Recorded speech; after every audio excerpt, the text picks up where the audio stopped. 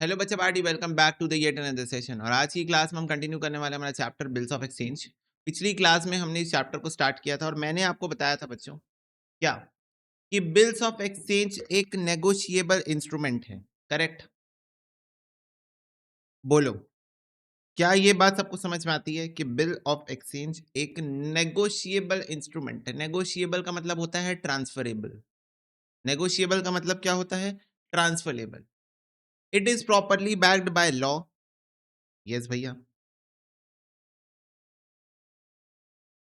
it is properly backed by law, that's why it is a legal document। क्यों बनाया जाता है? Purpose ये है बच्चों कि एक तो आपका बिजनेस भरोसे पे चल सकता है, तो आप अपने डेटर स्लैश क्रेडिटर्स को ऐसे ही रिकॉर्ड कर सकते हो अपने बुक्स में अगेंस्ट योर इनवॉइसेस। इनवॉइसेस जो आपकी जो बिल होती है ना, बिल नॉर्मल वाली है ना, उसके अगेंस्ट पे आप रिकॉर्ड कर सकते हो। Otherwise what you can do is you can prepare a proper format of a document जो कि रिटर्न में होगा, जिसमें डेफिनेटली ये चीजें मेंशन्ड होगी कि इस तारीख को इतना रुपए ये व्यक्ति मुझे देगा या मैं उसे दूंगा, एज अ केस में भी। और सामने वाली पार्टी जिसको पैसा देना है वो उस पे साइन करके अपना एग्रीमेंट दिखाए कि हाँ भाई चलो मैं दे दूंगा, ठीक है, ओके, मैं दे दूंगा। तो इससे क्या होता है बच्चों, मान लो फ्यूचर में अगर वो व्यक्ति डिफॉल्ट करता है, पैसे नहीं देता है, तो हम उसके अगेंस्ट में केस कर सकते हैं। केस करने में आसानी हो जाएगी क्योंकि आपकी सारी चीजें राइटिंग में थी, तो केस करने में क्या हो जाएगा, आसानी हो जाएगा। तो ये बात हमें समझ में आई थी। यस। इसके बाद हमने देखा कि कैसे ये बिल ऑफ एक्सचेंज काम करता है। तो बच्चों, जब मुझे पैसा मिलने वाला होता है मैं उसे कहता हूं बिल्स रिसीवेबल, राइट? जब मुझे पैसा मिलने वाला होता है मैं उसे क्या कहता हूं, बिल्स रिसीवेबल। और जब मुझे किसी को पैसा देना होता है देन आई यूज टू से बिल्स पेबल। ठीक है। इसका मैकेनिज्म वर्क कैसे करता है? जो बच्चों सेलर होता है, हमेशा याद रखना यही होता है ड्रॉवर। क्या ये बात सबको याद रहेगी कि जो सेलर होता है वही ड्रॉर होता है? हेलो अशोक, प्रणाम। फटाफट से बताओ। Seller is drawer and buyer is drawee.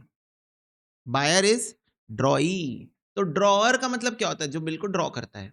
तो यहां पर बच्चों सेलर बायर को बिल सेंड करता है, बिल सेंड करता है और बायर साइन करके बिल को वापस कर देता है, साइन करके बिल को वापस कर देता है। तो he is the drawer, seller is the drawer. Okay. जैसे ये बिल साइन हो जाता है, सेलर के लिए ये बन चुका होता है बिल्स रिसीवेबल और बायर के लिए बन चुका होता है बिल्स पेएबल। मतलब इसके लिए ये बन चुका होता है लायबिलिटी जो कि उसके क्रेडिटर को रिप्लेस करती है, इसके लिए बन चुका होता है ये एसेट जो कि उसके डेटर को रिप्लेस करती है। क्या ये बात सबको क्लियर है? फटाफट से बताओ। सेलर बिल को ड्रॉ करता है, लिखता है। बेसिकली ड्रॉ करने का मतलब क्या है बच्चों? ड्रॉ करने का मतलब है सेलर बिल को लिखता है कि हाँ चलो ठीक है, सामने वाली पार्टी मेरे को इतना रुपए देगी, इतने तारीख को देगी, ओके डन। ठीक है, अपना भी साइन कर देता है और उसको बिल सेंड करता है, बोलता है चल तू भी साइन करके दे, चल तू भी साइन कर और बोल हाँ मैं दूंगा पैसा। तो वो भी साइन कर देता है, इसको बिल वापस कर देता है। बिल इसके पास पड़ा हुआ है, इसके लिए रिसीवेबल है, उसके लिए पेबल है। ये अपने डेटर को हटाएगा और उसके जगह बीआर लिख देगा, ये अपने क्रेडिटर को हटाएगा, उसकी जगह बीपी लिख देगा। हमने देखा था साइमल्टेनियसली दोनों की बुक्स में एंट्रियां चल रही होती है। जैसे कि पहले सेल्स की एंट्री होती है ना, तो debtor account debit to sales करता है ये,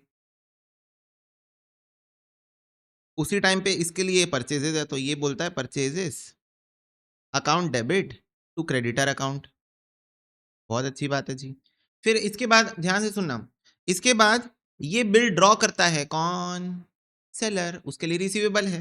तो ये क्या करता है, ये बिल्स रिसीवेबल अकाउंट डेबिट कर देता है और डेटर को कैंसिल कर देता है, क्योंकि now the debtor is converted to a BR. वैसे ये बीपी बनाता है तो ये क्रेडिटर को कैंसिल करता है, creditor account debit to BP account because now the creditor becomes a bills payable. तो यहां देखो डेटर क्रेडिटर कैंसिल हो जाता है, यहां डेटर कैंसिल हो जाता है और वो बन जाता है बीआर, ये बन जाता है बीपी। फिर फ्यूचर में जब पैसा मिलेगा तो ये बोलेगा ठीक है cash account debit to BR के अगेंस्ट में इसको पैसा मिल जाएगा और ये पेमेंट करेगा तो ये बोलेगा BP account debit to cash account, क्योंकि ये पेमेंट करेगा। बस इतनी सी बात है बच्चों। डेटर के जगह बीआर आ जाता है, क्रेडिटर के जगह बीपी आ जाता है, बाकी सारी बातें सेम है। फटाफट से बताओ, क्या ये बातें आपको सबको समझ में आई है? Crystal clear? बोलो।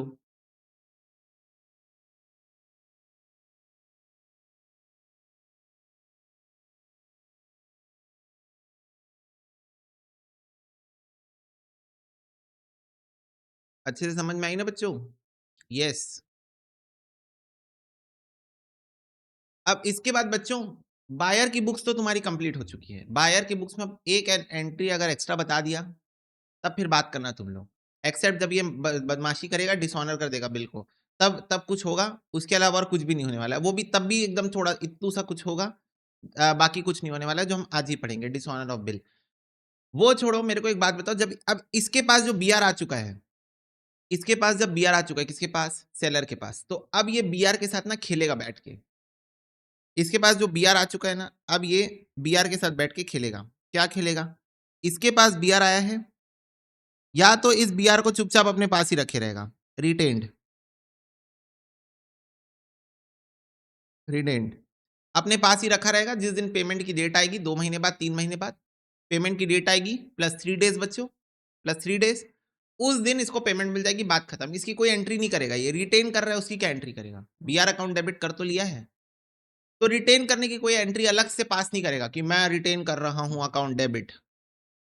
अरे भाई, बिल उसी के पास पड़ा हुआ है, BR account debit to debtor कर लिया है उसने, तो रिटेन करने की कोई एंट्री पास नहीं होगी। जिस दिन पेमेंट मिलेगा उस दिन cash account debit to BR कर लेगा। क्या कर लेगा? Cash account debit to B R.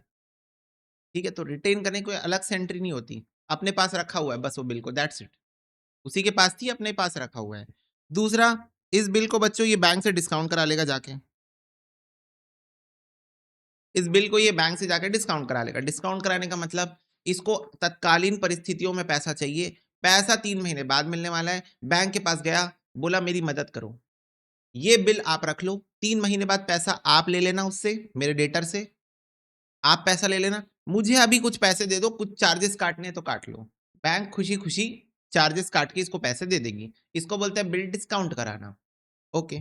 तीसरा है बिल एंडोर्स करना।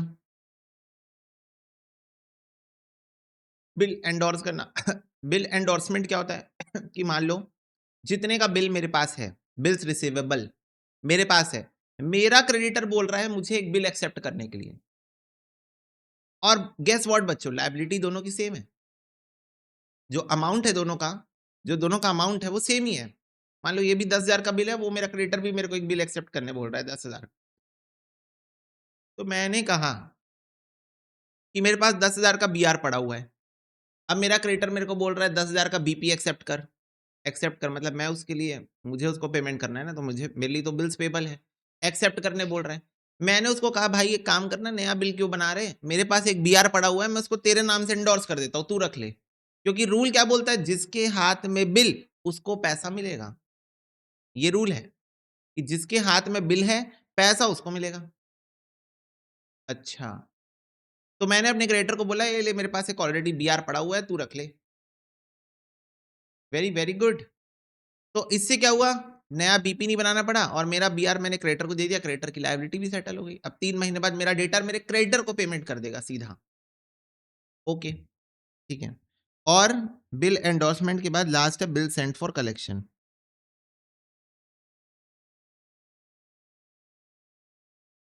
बिल सेंट फॉर कलेक्शन, तो हम इस केस में, क्योंकि बहुत बिजी बिजनेसमैन हैं, हमारे पास ध्यान नहीं होता है कब बिल ड्यू हो रहा है, कब बिल मिलेगा, ये वो हमें ध्यान नहीं होता ये सब चीज़ों का। तो हम अपना बिल बच्चों, हम अपना बिल बैंक को भेज देते हैं और बैंक को बोलते हैं आप कलेक्ट कर लेना हमारे बिहाफ में। कुछ चार्जेस काटने होंगे तो काट लेना, एनुअल चार्जेस के नाम पे काट लेना, इसी के साथ में भी काट सकते हो। कल हमने एक क्वेश्चन किया था जिसमें इसी के साथ में काट लिया गया था चार्जेस, तो चार्जेस काट लेना। ओके, तो ये 4 चीज़ें बच्चों बिल के साथ हो सकती है। क्या ये बातें आपको एब्सोल्यूटली क्लियर हुई थी? फटाफट से बताओ कि बिल के साथ में ये 4 चीज़ें, ये 4 कार्यक्रम हो सकता है। मैंने आपको 10 मिनट में कल की क्लास का पूरा रिवीजन कराया है। Okay? Okay? Yes Rohit, yes. तो इधर देखो बच्चों, इधर देखो, सबसे पहले हमने ये देखा था, मैच्योरिटी का मतलब होता है date when payment is due. The date that comes after adding 3 days of grace to the due date is known as date of maturity. तो क्या मैंने कल आपको date of maturity, payment date का मतलब बताया था, ड्यू डेट का मतलब बताया था कि जो भी तारीख आ रही है मंथ ऑन मंथ बेसिस पे, अगर मंथ वाला कैलकुलेशन है उसमें 3 दिन ऐड कर देना। अगर डेज के बेसिस में आ रही तो बच्चों एक एक दिन काउंट होगा, every days count, every days count. अगर डेज के बेसिस पे होगा तो एक एक दिन काउंट होगा, फिर जो डे आएगा उसमें 3 दिन ऐड करना। अगर बच्चों डेट ऑफ मैच्योरिटी गलती से एक पब्लिक हॉलीडे निकल गया तो पिछला वाला बिजनेस डे, पिछला वाला बिजनेस डे जो है वो आपका डेट होने वाला है। और अगर डेट ऑफ मैच्योरिटी गलती से इमरजेंसी हॉलीडे हो गया तो सक्सीडिंग मतलब नेक्स्ट डे। अब यहां पर आप एक शब्द पढ़ पा रहे होगे बिजनेस डेज। तो कल एक बच्चे ने मेरे से पूछा था कि भैया अगर संडे हो गया तो मैंने कहा था संडे को आपको इग्नोर करना है। मैंने आपको कहा था कि संडे को बच्चों आपको इग्नोर करना है। क्यों? क्योंकि आप प्रैक्टिकली एग्जाम में चेक नहीं कर पाओगे कि जो दिन ड्यू आ रहा है वो संडे था कि नहीं था। कैसे चेक करोगे? मोबाइल अलाउड है क्या एग्जाम में? बताओ, क्या मोबाइल अलाउड है एग्जाम में? Answer is no. तो प्रैक्टिकली चेक कर नहीं पाओगे। तो इसीलिए तुमको बाय डिफॉल्ट मतलब एक एजम्पशन वाली बात हो गई कि वो बिजनेस डे ही होगा। पर हालांकि संडे को पेमेंट नहीं होती है, ये मैं आपको बता दे रहा हूं, पर आप लोग चेक नहीं कर पाओगे। तो for you there is no Sunday because you are not able to check whether that day is Sunday और नॉट। ओके, तो ये बात क्लियर हो गई भैया। ड्यू डेट का मतलब होता है it is a date on which payment is expected और ड्यू। डेज ऑफ ग्रेस का मतलब होता है 3 एक्स्ट्रा डेज।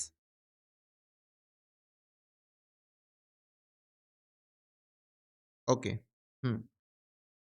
भैया पार्टीज की बुक्स में जर्नल एंट्री ये रही। सबसे पहले बच्चों अगर सेल और परचेज हुआ तो उसकी एंट्री ड्रॉई यानी कि debtor account debit to sales account, purchases account debit to drawer account. Drawer मतलब सेलर या फिर तुम्हारा क्रेडिटर बोल लो।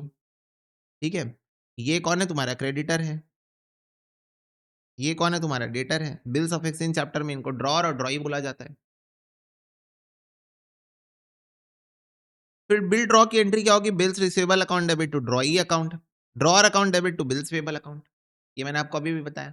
अब बच्चों केस वन, अगर बिल को रिटेन किया जा रहा है मैच्योरिटी तक तो कोई अलग से एंट्री इसकी पास नहीं होगी। मैंने आपको अभी भी कहा ना, अगर बिल आप अपने पास ही रखे हुए हो ठीक है, कोई दिक्कत नहीं। इसका क्या एंट्री पास करोगे? अरे हो तो गया एंट्री पास, बिल्स रिसीवेबल अकाउंट डेबिट है तो आपके पास बिल, तो उसको रिटेन करके रख रहे हो तो अलग से दिखाओगे, मैं बिल को रिटेन कर रहा हूं account debit to B R account. ऐसा थोड़ी होता है। बिल आपके पास है, आप ही रखे रहोगे, कोई दिक्कत नहीं है। ओके, तो केस वन है bill retain till maturity. Case two, bill endorse किया गया है क्रेडिटर को, तो आप लिखोगे creditor account debit to cash. नहीं, पेमेंट थोड़ी कर रहे हो, पेमेंट के बदले बीआर पकड़ा रहे हो, पेमेंट के बदले आपका जो बीआर है उसको पकड़ा रहे हो। तो creditor account debit to BR account, creditor account debit to BR account. तो ये हो गया एंडोर्समेंट का entry. Third, bill discounted with bank, तो बैंक से आप तुरंत तुरंत जाके पैसा लेके आ रहे हो तो बैंक अकाउंट डेबिट, पैसा तुरंत मिल रहा है। टू बीआर अकाउंट, बीआर जा रहा है, और इन दोनों के बीच में कुछ डिस्काउंटिंग चार्जेस कट हो रहे हैं, एक्सपेंस है तो इसलिए डेबिट होता है, discounting charges account debit.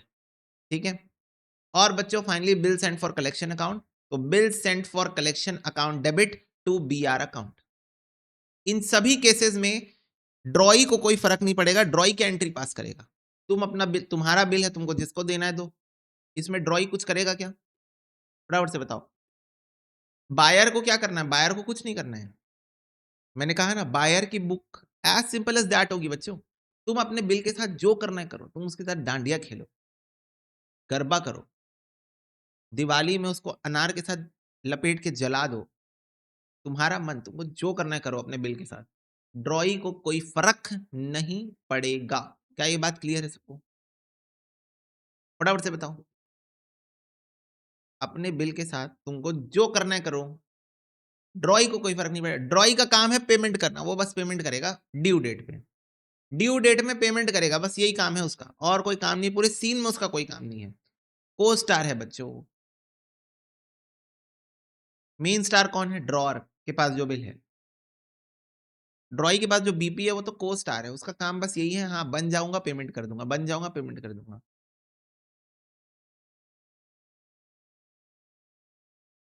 Clear है बात सबको? यस। अब बच्चों नेक्स्ट, हाँ ये भी एंट्रीज मैंने आपको कल बता दी थी, ये भी एक बार दिखा देता हूं। जब बच्चों ड्यू डेट आएगी, जब ड्यू डेट आएगी, ड्यू डेट आ गई, ड्यू डेट आ गई, तो पेमेंट मिलने की बारी आ गई। तो अगर बिल आप ही के पास है तो ठीक है, cash account debit to BR, पैसा आप ही को मिलेगा। अगर बिल सेलर के पास ही है, अगर बिल सेलर के पास ही है तो उसी को पैसा मिलेगा, cash account debit to BR. Okay, और ये तो वही पेमेंट करेगा, bills payable account debit to cash account. Drawee की एंट्री करेगा, bills payable account debit to cash account, payment कर दिया उसने।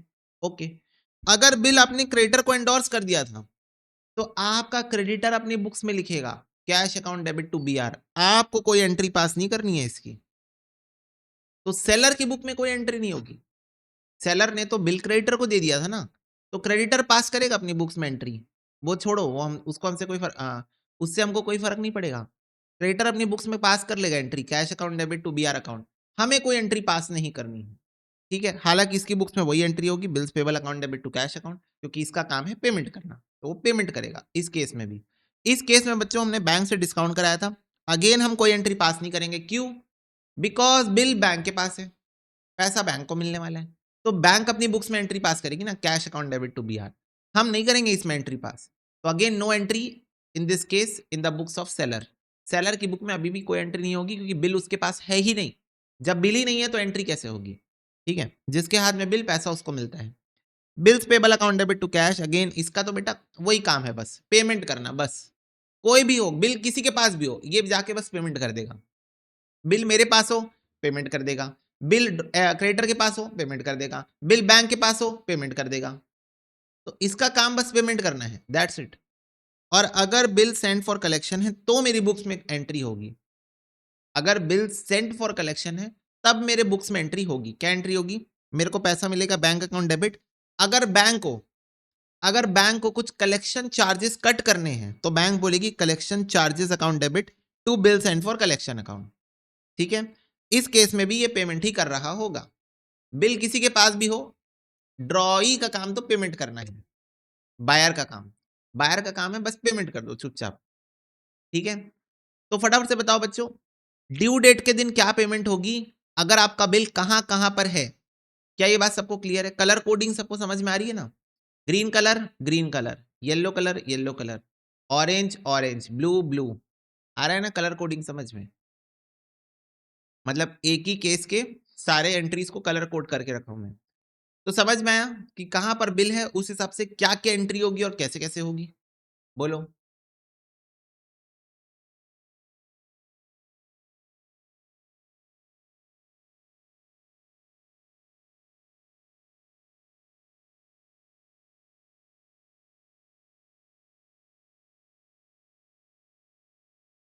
खुशी बेटा ये अपलोड हो गया है ड्राइव में ना, ये नोट्स ड्राइव में अपलोडेड है अलग से, मतलब ये ऐसे इसमें तो मैंने वो कर दिया ना, अलग से ड्राइव में अपलोडेड है ना नोट्स।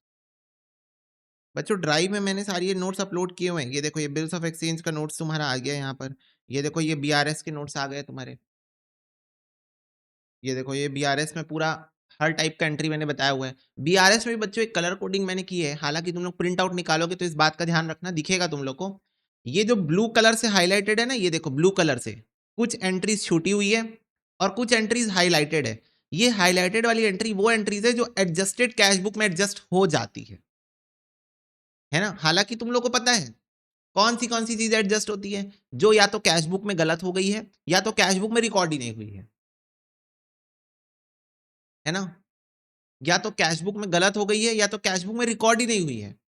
इन दोनों केस में आपको एडजस्टेड कैश बुक में एडजस्ट करने को मिल जाता है, तो वो तुमको पता है, तो याद करने की जरूरत नहीं है, प्लीज रट्टा मारने के ऊपर फोकस मत करना। बट स्टिल वो एंट्रीज जो एडजस्ट हो सकती है वो मैंने यहाँ ब्लू कलर से हाईलाइट की, बाकी प्लस माइनस तो तुम लोग देख ही सकते हो, अगर पॉजिटिव बैलेंस की तरह स्टार्ट हो रहा है या ओवरड्राफ्ट की तरह स्टार्ट हो रहा है। देख लो बच्चों, अगर क्वेश्चन को पॉजिटिव बैलेंस से स्टार्ट कर रहे हो तो देखो यहाँ माइनस है, लेकिन अगर वही क्वेश्चन ओवरड्राफ्ट का है तो यहाँ प्लस है, क्योंकि आपको उल्टा सोचना है। करेक्ट? क्योंकि आपको उल्टा सोचना है ओवरड्राफ्ट के केस में, तो मैंने वो उल्टा सोचने के पॉइंट ऑफ व्यू से बता के रखा हुआ है, ठीक है। तो ये सारी चीज़ें हैं यहाँ पर, बेसिक बेसिक डेफिनेशन है, ये जो भी चीज़ें मैंने पढ़ाई है, तो नोट्स बस सारे अपलोडेड है, आप चेकआउट कर सकते हो, ओके। यस, नॉट रिकॉर्डेड और इधर recorded wrongly in the cash book, correct. Pranjal बेटा अपलोडेड है, मैंने बताया तो। अब बच्चों ये बताओ, अगर तुम एक बार मुझे कंफर्म कर दो कि बिल बनाने से लेकर, बिल को इधर उधर करने से लेकर, ड्यू डेट में पेमेंट मिल जाने तक की सारी एंट्री क्लियर है, तो मैं कुछ आगे की बात कर पाऊंगा। अगर तुम लोग एक बार मुझे ये बात कंफर्म कर दो तो।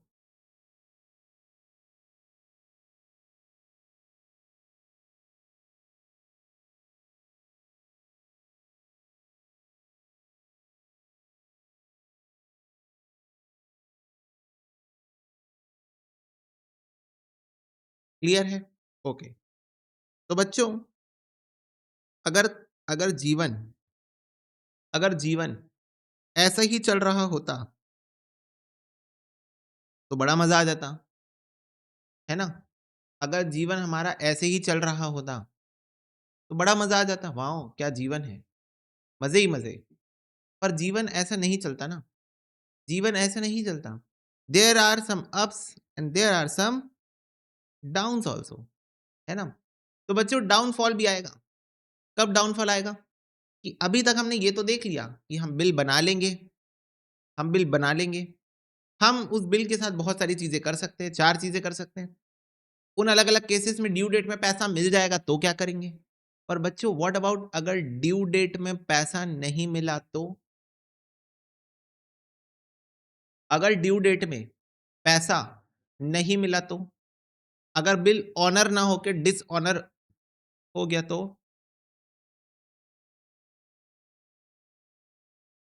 ऑनर का मतलब होता है पैसे मिल जाना और डिसऑनर का मतलब होता है पैसे ना मिलना। तो what if on the due date, on the due date अगर ड्रॉई यानी कि बायर बायर अगर धोखा दे दे तो? बोलो बोलो, क्या करोगे? यही सीखना है हमको, क्या करेंगे? अगर उसने धोखा दे दिया तो क्या करेंगे? तो बच्चों इधर देखना ध्यान से, डिसऑनर ऑफ बिल।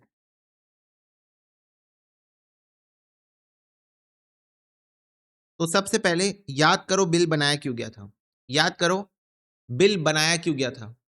इसलिए बनाया गया था कि अगर ये बंदा डिसऑनर किया, अगर ये बंदा पेमेंट नहीं किया तो सबसे पहले जाके इसके ऊपर केस ठोकेंगे।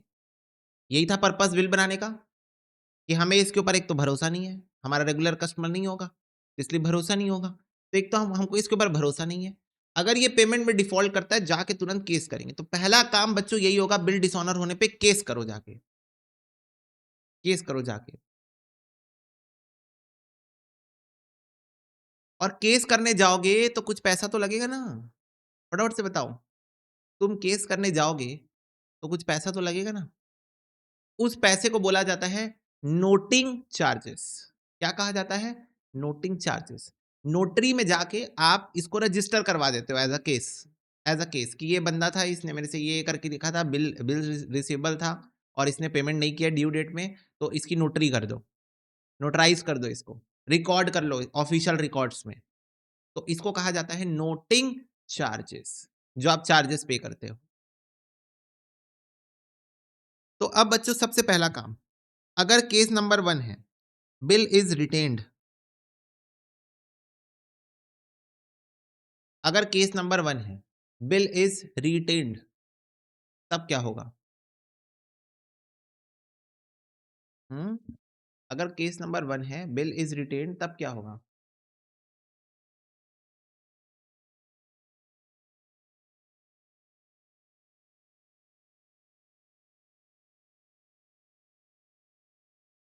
ये लो प्रांजल, मैंने सेंड कर दिया है। हाँ, तो देखो, अगर बच्चों बिल मेरे पास ही रखा हुआ था, अगर बिल इज रिटेन्ड है, तो उस सिचुएशन में बिल मेरे पास था जो कि अब नहीं रहा। अब बिल से पैसा मिलने की कोई चांसेस है क्या? ड्यू डेट खत्म तो बिल कैंसिल।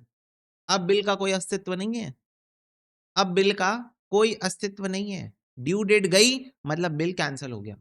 तो बच्चों बिल को आप क्रेडिट करोगे to bills receivable account, to bills receivable account, bill को आप करोगे क्रेडिट। क्या ये बात सबको समझ में आती है?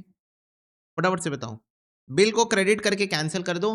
पैसा मिल जाता तो लिखते cash account debit to B R, पैसा मिल जाता तो लिखते cash account debit to B R, पर पैसा नहीं मिला तो वापस से अपने बायर को, वापस से अपने बायर को आपको डेटर बनाना पड़ेगा। डेटर अकाउंट डेबिट मतलब आप उसको फिर से डेटर बना दोगे। जो बायर था ना, जो खरीदा था तुमसे सामान, अब उसका बिल तो कैंसिल हो गया, पैसा मिला नहीं, तो तुम उसको वापस से डेटर बनाओगे अपनी बुक्स में। वापस से तुम दिखाओगे कि इससे मेरे को पैसा मिलना बाकी है। डेटर का मतलब क्या होता है? इससे मेरे को पैसा मिलना है। What do you mean by debtor? इससे मेरे को पैसा मिलना है। तो वापस से तुम इसको डेटर बनाओगे, तो debtor account debit to B R. अब बच्चों मान लो बिल 10,000 का था, 10,000 का था, और याद है तुम अभी केस करने गए ना, बिल डिसऑनर हुआ तो, बिल डिसऑनर हुआ तो तुम केस करने गए ना, तो वो केस करने गए तो मान लो 100 रुपए का खर्चा हो गया वहां पर नोटरी करवाने में, नोटरी करवाने में मान लो 100 रुपए का खर्चा हो गया, तो तुमको टू कैश 100 रुपए का खर्चा करना पड़ गया, तुमको टू कैश 100 रुपए का खर्चा करना पड़ गया। तो ये बताओ ये खर्चा क्यों करना पड़ा? क्योंकि बिल डिसऑनर हुआ। बिल डिसऑनर किसके कारण हुआ? डेटर के कारण, बायर के कारण। तो ये 100 रुपए किससे वसूलोगे? ये 100 रुपए भी किससे वसूलोगे? जिसके कारण खर्चा हुआ है।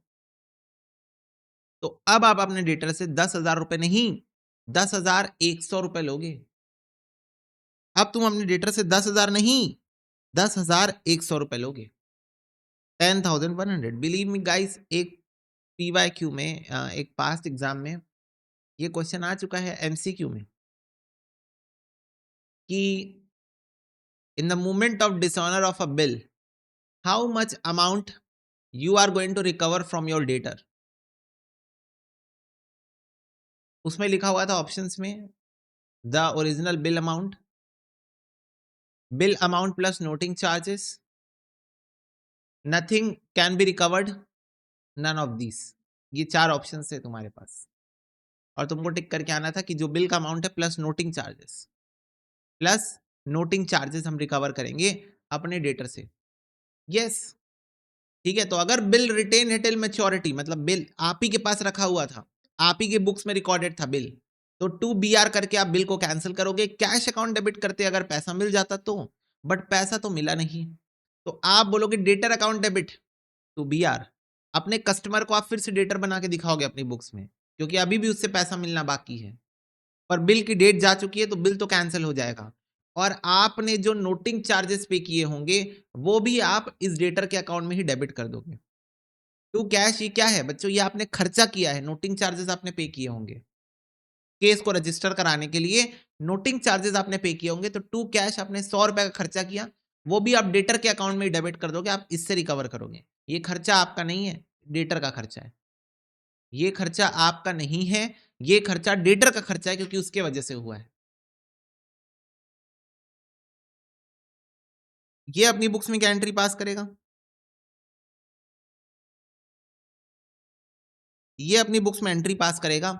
ये इसके पास बिल्स पेबल था, बिल्स पेबल कैंसिल हो जाएगा, तो ये अपनी बुक्स में एंट्री पास करेगा buyer bills payable account debit to cash. करना चाहिए था इसको, पर किया नहीं पेमेंट, पागल बना दिया हम लोग को, किया तो नहीं इसने पेमेंट।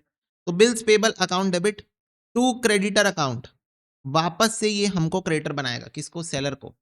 सेलर को ये फिर से क्रेडिटर बना देगा अपनी बुक्स में। 10,000 का बिल था बच्चों, लेकिन इसको अब क्रेडिटर को 10,000 नहीं, 10,100 पे करना है। बोलो हाँ। हमने इसको 10,100 कर दिया है ना, हमने अपनी बुक्स में डेटर को, हमने अपनी बुक्स में बायर को 10,100 दिखा दिया है ना, तो इसको भी अब अपनी बुक्स में क्रेडिटर को 10,100 दिखाना पड़ेगा कि हाँ भाई 10,100 रुपए देना पड़ेगा। तो ये 100 रुपए एक्स्ट्रा किस चीज का देना है? Come on everyone tell me now, this 100 rupees extra needed to be paid why, ये 100 रुपए एक्स्ट्रा किस चीज का है? ये 100 रुपए एक्स्ट्रा किस चीज का है बताओ? नोटिंग चार्जेस का, और ये इसी का खर्चा है ना, इसी के वजह से हुआ है। फटाफट से बताओ, in the books of buyer, ये इसी का खर्चा है, इसी के कारण हुआ है, इसी के कारण हुआ है ये खर्चा। तो ये अपनी बुक्स में इसको एज एक्सपेंस दिखाएगा। Noting charges account debit, noting charges account debit 100 रुपए अपनी बुक्स में ये एक्सपेंस की तरह दिखाएगा। नोटिंग चार्जेस लग गए, पे किसने किया है? इसने किया है, तो ये इसको कंपनसेट करेगा, 10,100 रुपए देगा फ्यूचर में, 10,100 रुपए पे करेगा। फटाफट से बताओ, क्या दोनों की बुक्स में ये एंट्री सबको समझ में आई? ध्यान से देखो, कोई भी डाउट है तो पूछो।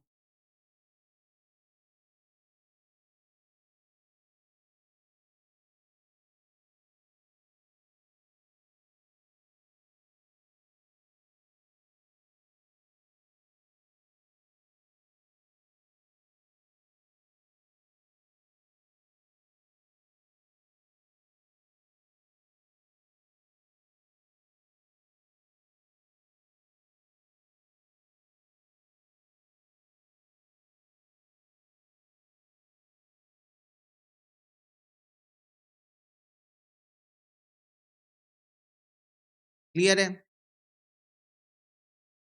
ओके, ठीक है। बिल रिटेन हुआ था, ये 2BR करके बिल को कैंसिल कर देगा। बिल से पैसा मिल जाना चाहिए था, पर अब बिल नहीं रहा, पैसा भी नहीं मिला, तो ये फिर से इसको डेटर बना देगा। डेटर का मतलब होता है ना अमाउंट रिसीवेबल फ्रॉम हिम, तो फिर से इसको डेटर बनाएगा। बट जो अमाउंट इसने कैश में पे किया है नोटिंग चार्जेस के लिए, अच्छा ये भी याद रखना, जिसके पास बिल है केस करने वही जाएगा ना। वन मोर थिंग बच्चों, बिल जिसके हाथ में है केस वही ठोकेगा जाके, जिसके हाथ में बिल है केस वही ठोकेगा जाके। तो फर्स्ट केस में बिल मेरे पास ही है, रिटेन करके रखा था मैं, तो बिल मेरे पास ही है फर्स्ट केस में, तो मैं गया नोटिंग कराने, तो मेरे जेब से 100 रुपए चले गए, तो मैं इससे टोटल अब 10,100 वसूलूंगा। अब ये अपनी बुक्स में टू क्रेडिटर करके 10,100 दिखाएगा। बीपी को कैंसिल करेगा, क्योंकि बीपी का पेमेंट नहीं हो पाया, डेट चले गई, तो अब cancel. Bills payable account debit, to creditor account, और बीच में एक नोटिंग चार्जेस अकाउंट डेबिट करेगा 100 रुपए। अपनी बुक्स में ये नोटिंग चार्जेस के नाम से दिखाएगा, क्योंकि ये इसी का एक खर्चा है, इसी का एक्सपेंस है। ओके, अगर बिल हाथ में ना हो तो अभी पता चलेगा ना। Case number 2,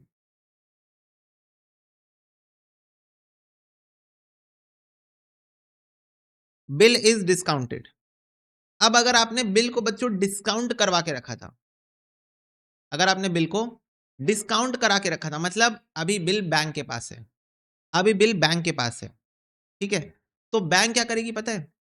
bank due date आएगा ना, ड्यू डेट आएगा, अगर बैंक को पेमेंट नहीं मिला, तो एक तो रूल बैंक भी फॉलो करेगी, बैंक जाके नोटरी करा देगी, बैंक जाके नोटरी करवा देगी, केस को रजिस्टर कर देगी।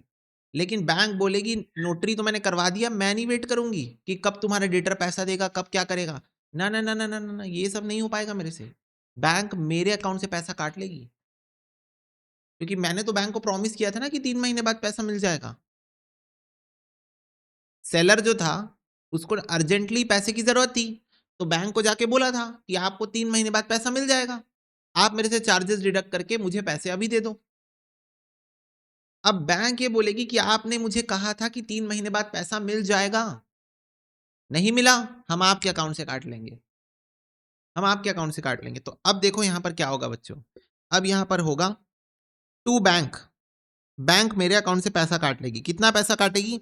10,000 जो बिल का अमाउंट था, प्लस 100 रुपए जो बैंक नोटरी चार्जेस पे की होगी, बैंक ने नोटरी चार्जेस पे किया होगा, जिसके हाथ में बिल रहता है वो जाके रजिस्टर कराता है case.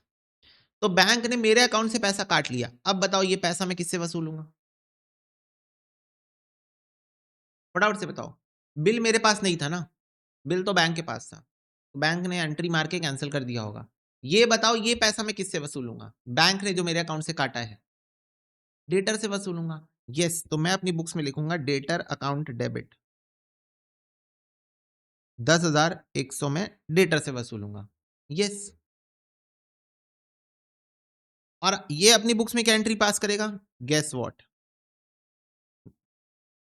Same to same obviously. इसके लिए तो अभी भी वही है, बिल्स पेबल कैंसिल हो गया, इसने मुझे वापस क्रेडिटर बना दिया, इसने मुझे वापस क्रेडिटर बना दिया और नोटिंग चार्जेस को डेबिट कर दिया। ठीक है, मैं ना यार डेटर क्रेडिटर की जगह बायर सेलर लिख देता हूँ, बायर सेलर।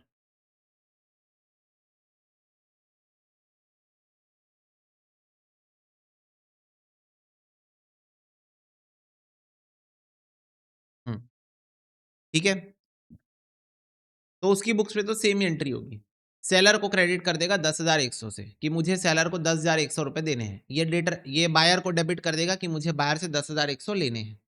हो गया simple, bill is discounted. Case 3 बच्चों, बिल इज एंडोर्स्ड, हमने बिल को एंडोर्स करके रखा है।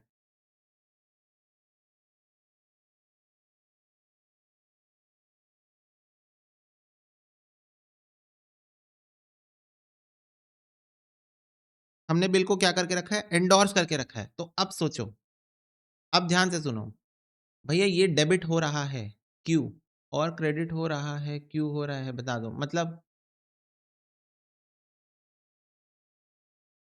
बेटा डेटर को तो डेबिट ही करते हैं ना, तो पैसा मिलने वाला था पर अभी नहीं मिला है, पर बिल का डेट निकल गया, तो बिल को कैंसिल कर रहे हैं, बिल को कैंसिल कर रहे हैं क्रेडिट करके और उसको वापस डेटर बना दे रहे हैं। जब डेटर से बिल बना था, अब आज बिल कैंसिल हो गया तो वापस बिल से वो डेटर बन गया।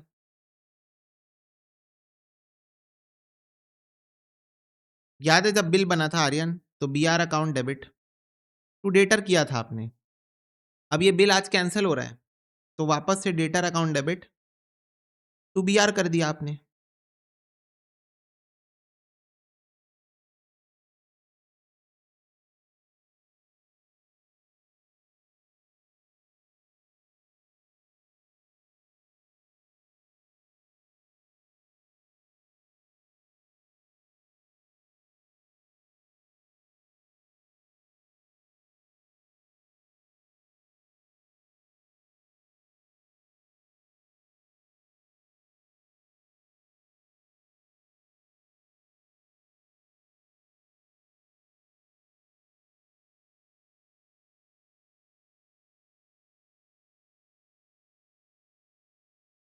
ओके, चलो, अगर बच्चों हमने बिल एंडोर्स किया है, मतलब बिल क्रेडिटर के हाथ में, बोलो हाँ।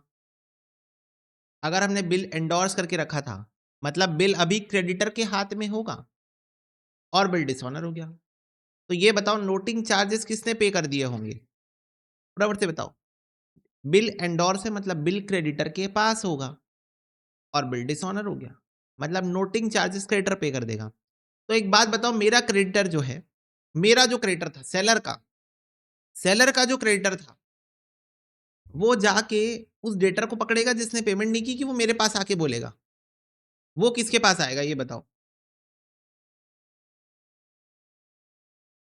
मेरा क्रेडिटर तो मेरे को ही पकड़ेगा ना, कि बेटा तू दिया था बिल मेरे को, डिसऑनर हो गया, ये क्या करूं मैं अब, मुझे ही पकड़ेगा आके, जैसे मेरी बैंक मुझे पकड़ी वैसे मेरा क्रेडिटर भी मुझे ही पकड़ेगा आके। तो बच्चों क्रेडिटर आके मेरे को बोलेगा तू मुझे पैसे देगा, तो मैं अपने क्रेडिटर को फिर से क्रेडिटर बना दूंगा। अच्छा एक काम, एक याद करो, पहले एंडोर्समेंट के टाइम क्या एंट्री हुई थी, creditor account debit to B R हुई थी, याद है।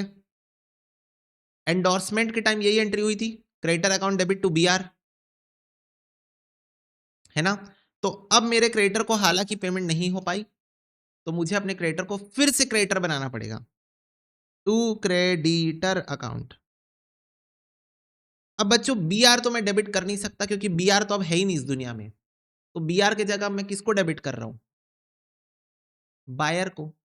किसको डेबिट कर रहा हूं, बायर को।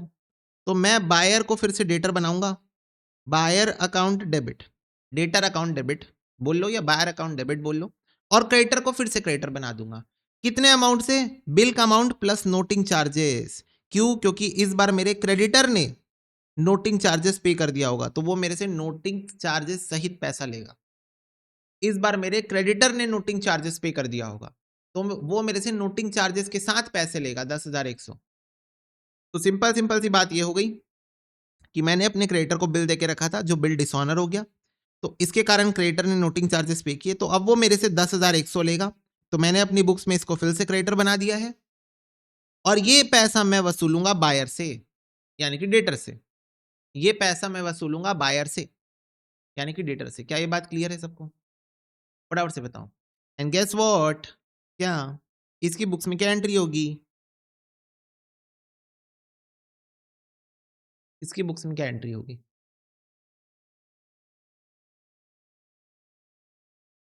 Same to same. एंड बच्चों लास्ट केस है बिल सेंट फॉर कलेक्शन।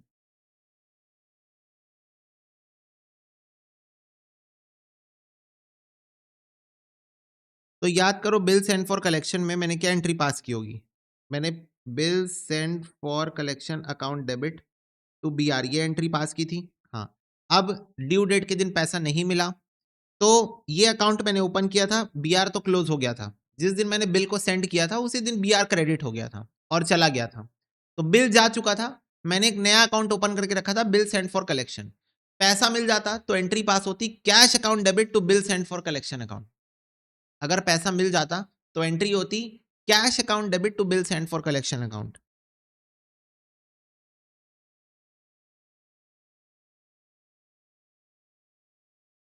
बोलो हाँ। वैसे ये सारी एंट्री तुमको लिखने की जरूरत नहीं है, यहां पर है, ठीक है, यहां पर लिखी हुई है सारी एंट्रीज। ओके, तो वो मैं अभी दिखा भी दूंगा तुम लोग को। Cash account debit to bill send for collection account में लिखता, लेकिन नहीं मिला पैसा, तो फिर से डेटर को यहां पर मैं डेबिट कर रहा हूं ना कि मेरे को इससे पैसा चाहिए, तो बायर अकाउंट डेबिट होगा बच्चों। Buyer account debit to bill send for collection account. Yes और नो? यस और नो बच्चों? यस। अब यहां पर बायर से मैं 10,100 रुपए लूंगा, bill send for collection account 10,000 का था। और बच्चों क्योंकि ये बिल बैंक के पास पड़ा था, मैंने बैंक को भेज के रखा था ना ये बिल कि मेरे बिहाफ में कलेक्ट कर लेना। बोलो हाँ। मैंने बैंक को ये बिल भेज के रखा था कि मेरे बिहाफ में कलेक्ट कर लेना। तो बिल बैंक के पास होगा तो बैंक ने नोटिंग चार्जेस बस यहां पर पे कर दिए होंगे 100 रुपए, और मेरे ही अकाउंट से काट लिए होंगे उस पैसे को। तो टू बैंक 100 रुपए के नोटिंग चार्जेस बैंक ने काट लिए होंगे। 100 रुपए के नोटिंग चार्जेस बैंक ने यहां पर काट लिए होंगे, ठीक है, मेरे अकाउंट से। तो ये दोनों पैसा बिल सेंड फॉर कलेक्शन जो 10,000 का बिल था बेसिकली, और 100 रुपए जो नोटिंग चार्जेस मेरे ही अकाउंट से काट लिए होंगे, दोनों मिलाकर 10,100 का मैं बायर अकाउंट डेबिट कर दूंगा। क्लियर है बात? और गेस व्हाट, इसके बुक्स में क्या एंट्री होगी? ओ माय गॉड।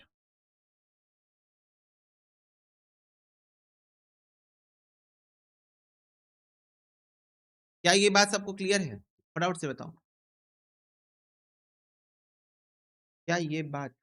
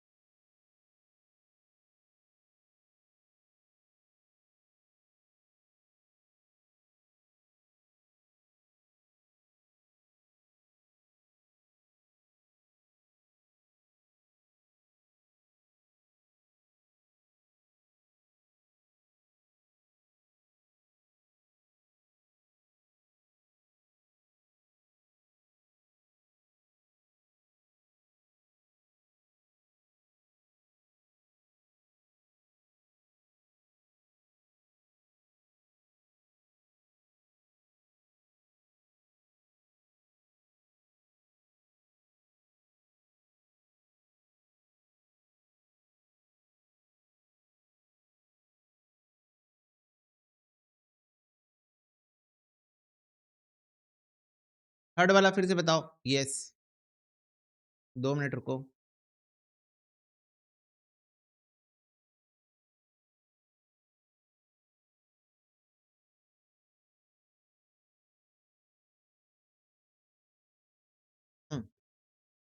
थर्ड वाला फिर से बताओ। थर्ड वाले में बिल क्रेडिटर के पास है ना। पहले तो तुमको ये क्लियर करना है बिल किसके पास है। बिल है क्रेडिटर के पास। बिल किसके पास है? क्रेडिटर के पास है।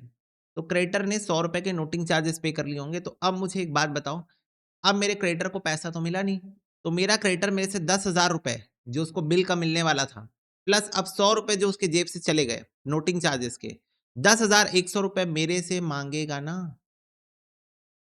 वो तो मेरे पास आएगा ना पैसा मांगने के लिए कि भाई तू दे, तूने ये बिल एंडोर्स किया था मेरे को। तो मुझे अपने क्रेडिटर को फिर से क्रेडिटर बनाना पड़ेगा, जो कि मैंने हटा दिया था उसको। Creditor account debit to B R करके, creditor account debit to B R करके मैंने अपने क्रेडिटर को हटा दिया था। ये देखो, Rohan account debit to B R, Rohan account debit to B R, मैंने अपने क्रेडिटर को डेबिट कर दिया था, मैंने अपने क्रेडिटर को डेबिट कर दिया था। अब मैं उसको फिर से क्रेडिट करके क्रेडिटर बना रहा हूं।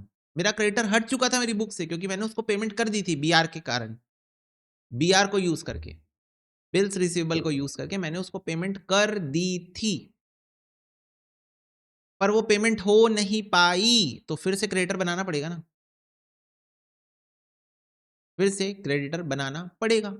तो मैंने अपने क्रेडिटर को उस फुल अमाउंट से 10,000 का बिल का अमाउंट जो उसको मिल जाना चाहिए था, प्लस 100 रुपए जो अब उसके जेब से चले गए, इतना पैसा वो मेरे से लेगा, तो मैंने क्रेडिटर खड़ा कर दिया और बायर को मैंने फिर से डेटर बना दिया।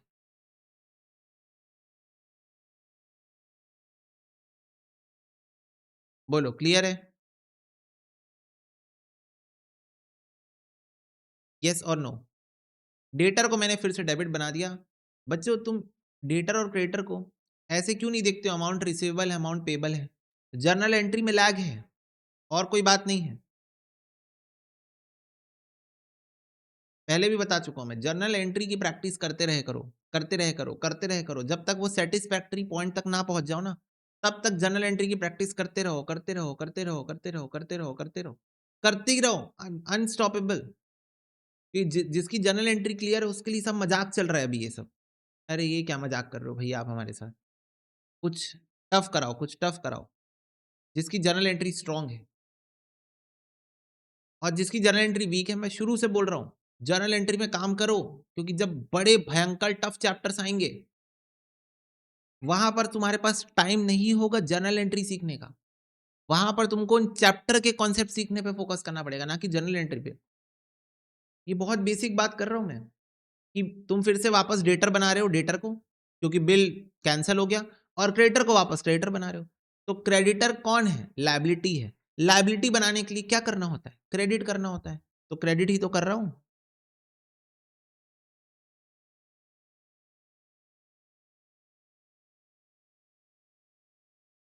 जब बिल एंडोर्स हुआ था तब एंट्री हुई थी creditor account debit to BR account, यही एंट्री हुई थी ना बिल एंडोर्समेंट के टाइम पे, बिल एंडोर्स करने के टाइम पे यही एंट्री हुई थी ना, creditor account debit to BR. अब ये बिल कैंसिल हो गया, अब ये बिल कैंसिल हो गया, तो यही एंट्री तो उल्टी हो जाएगी ना, बिल कैंसिल हुआ तो इसी एंट्री को रिवर्स कर दोगे ना, उल्टा कर दोगे। तो क्रेडिटर को क्रेडिट कर दोगे, बिल को डेबिट कर दोगे, पर बिल को डेबिट मत करना, क्योंकि बिल की डेट निकल चुकी है। तो बिल को ना डेबिट करके बिल बनाने वाले बंदे को, मतलब बिल एक्सेप्ट करने वाले बंदे को, यानी कि डेटर को डेबिट करोगे, क्योंकि बिल तो अब जा चुका है, बिल की ड्यू डेट निकल गई है, बिल जा चुका है, तो आप डेटर को डेबिट कर दोगे। किसको डेबिट कर दोगे? डेटर को। क्या ये बात क्लियर है? तो ये है बच्चों चारों केसेस में आपकी बिल डिसऑनर की एंट्री। अगर पेमेंट वाले दिन, ड्यू डेट वाले दिन आपका बिल डिसऑनर हो जाता है, तो ये एंट्रीज पास होंगी। क्लियर है ये बात सबको?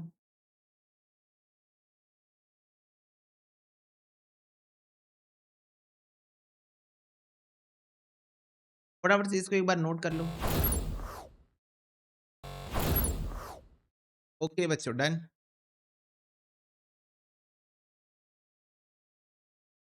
यस, देखो क्वेश्चन नंबर 2। सुनील ओ अनिल 80,000। सुनील अनिल को ओ करता है 80,000 रुपए, ठीक है, मतलब उधारी है। अनिल ने ड्रॉ कर लिया है एक बिल सुनील के ऊपर for that amount for 3 months on 1 अप्रैल।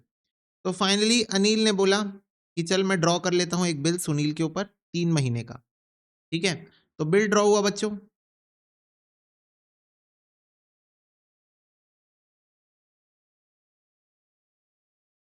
ओ का मतलब होता है उधार। तो बिल ड्रॉ हुआ in the books of Anil,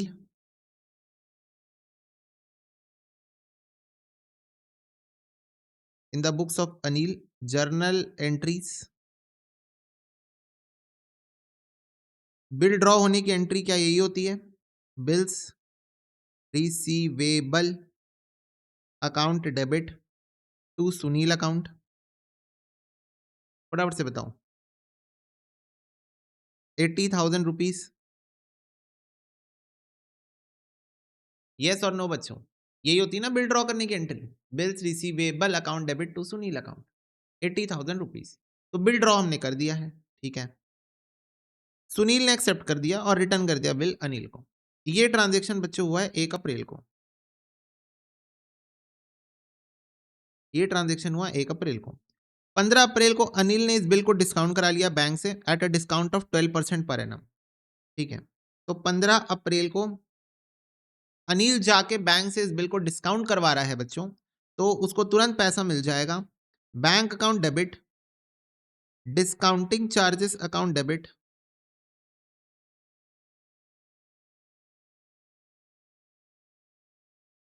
to bills receivable account.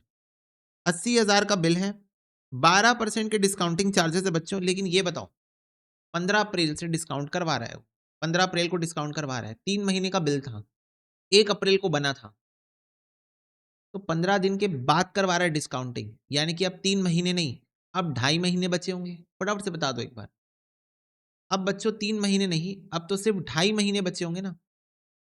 1 अप्रैल को ही कराता तो 3 महीने बचे थे, पर 1 अप्रैल को नहीं कराया, 15 अप्रैल को कराया, आधा महीना बीत जाने के बाद, हाफ मंथ हो जाने के बाद।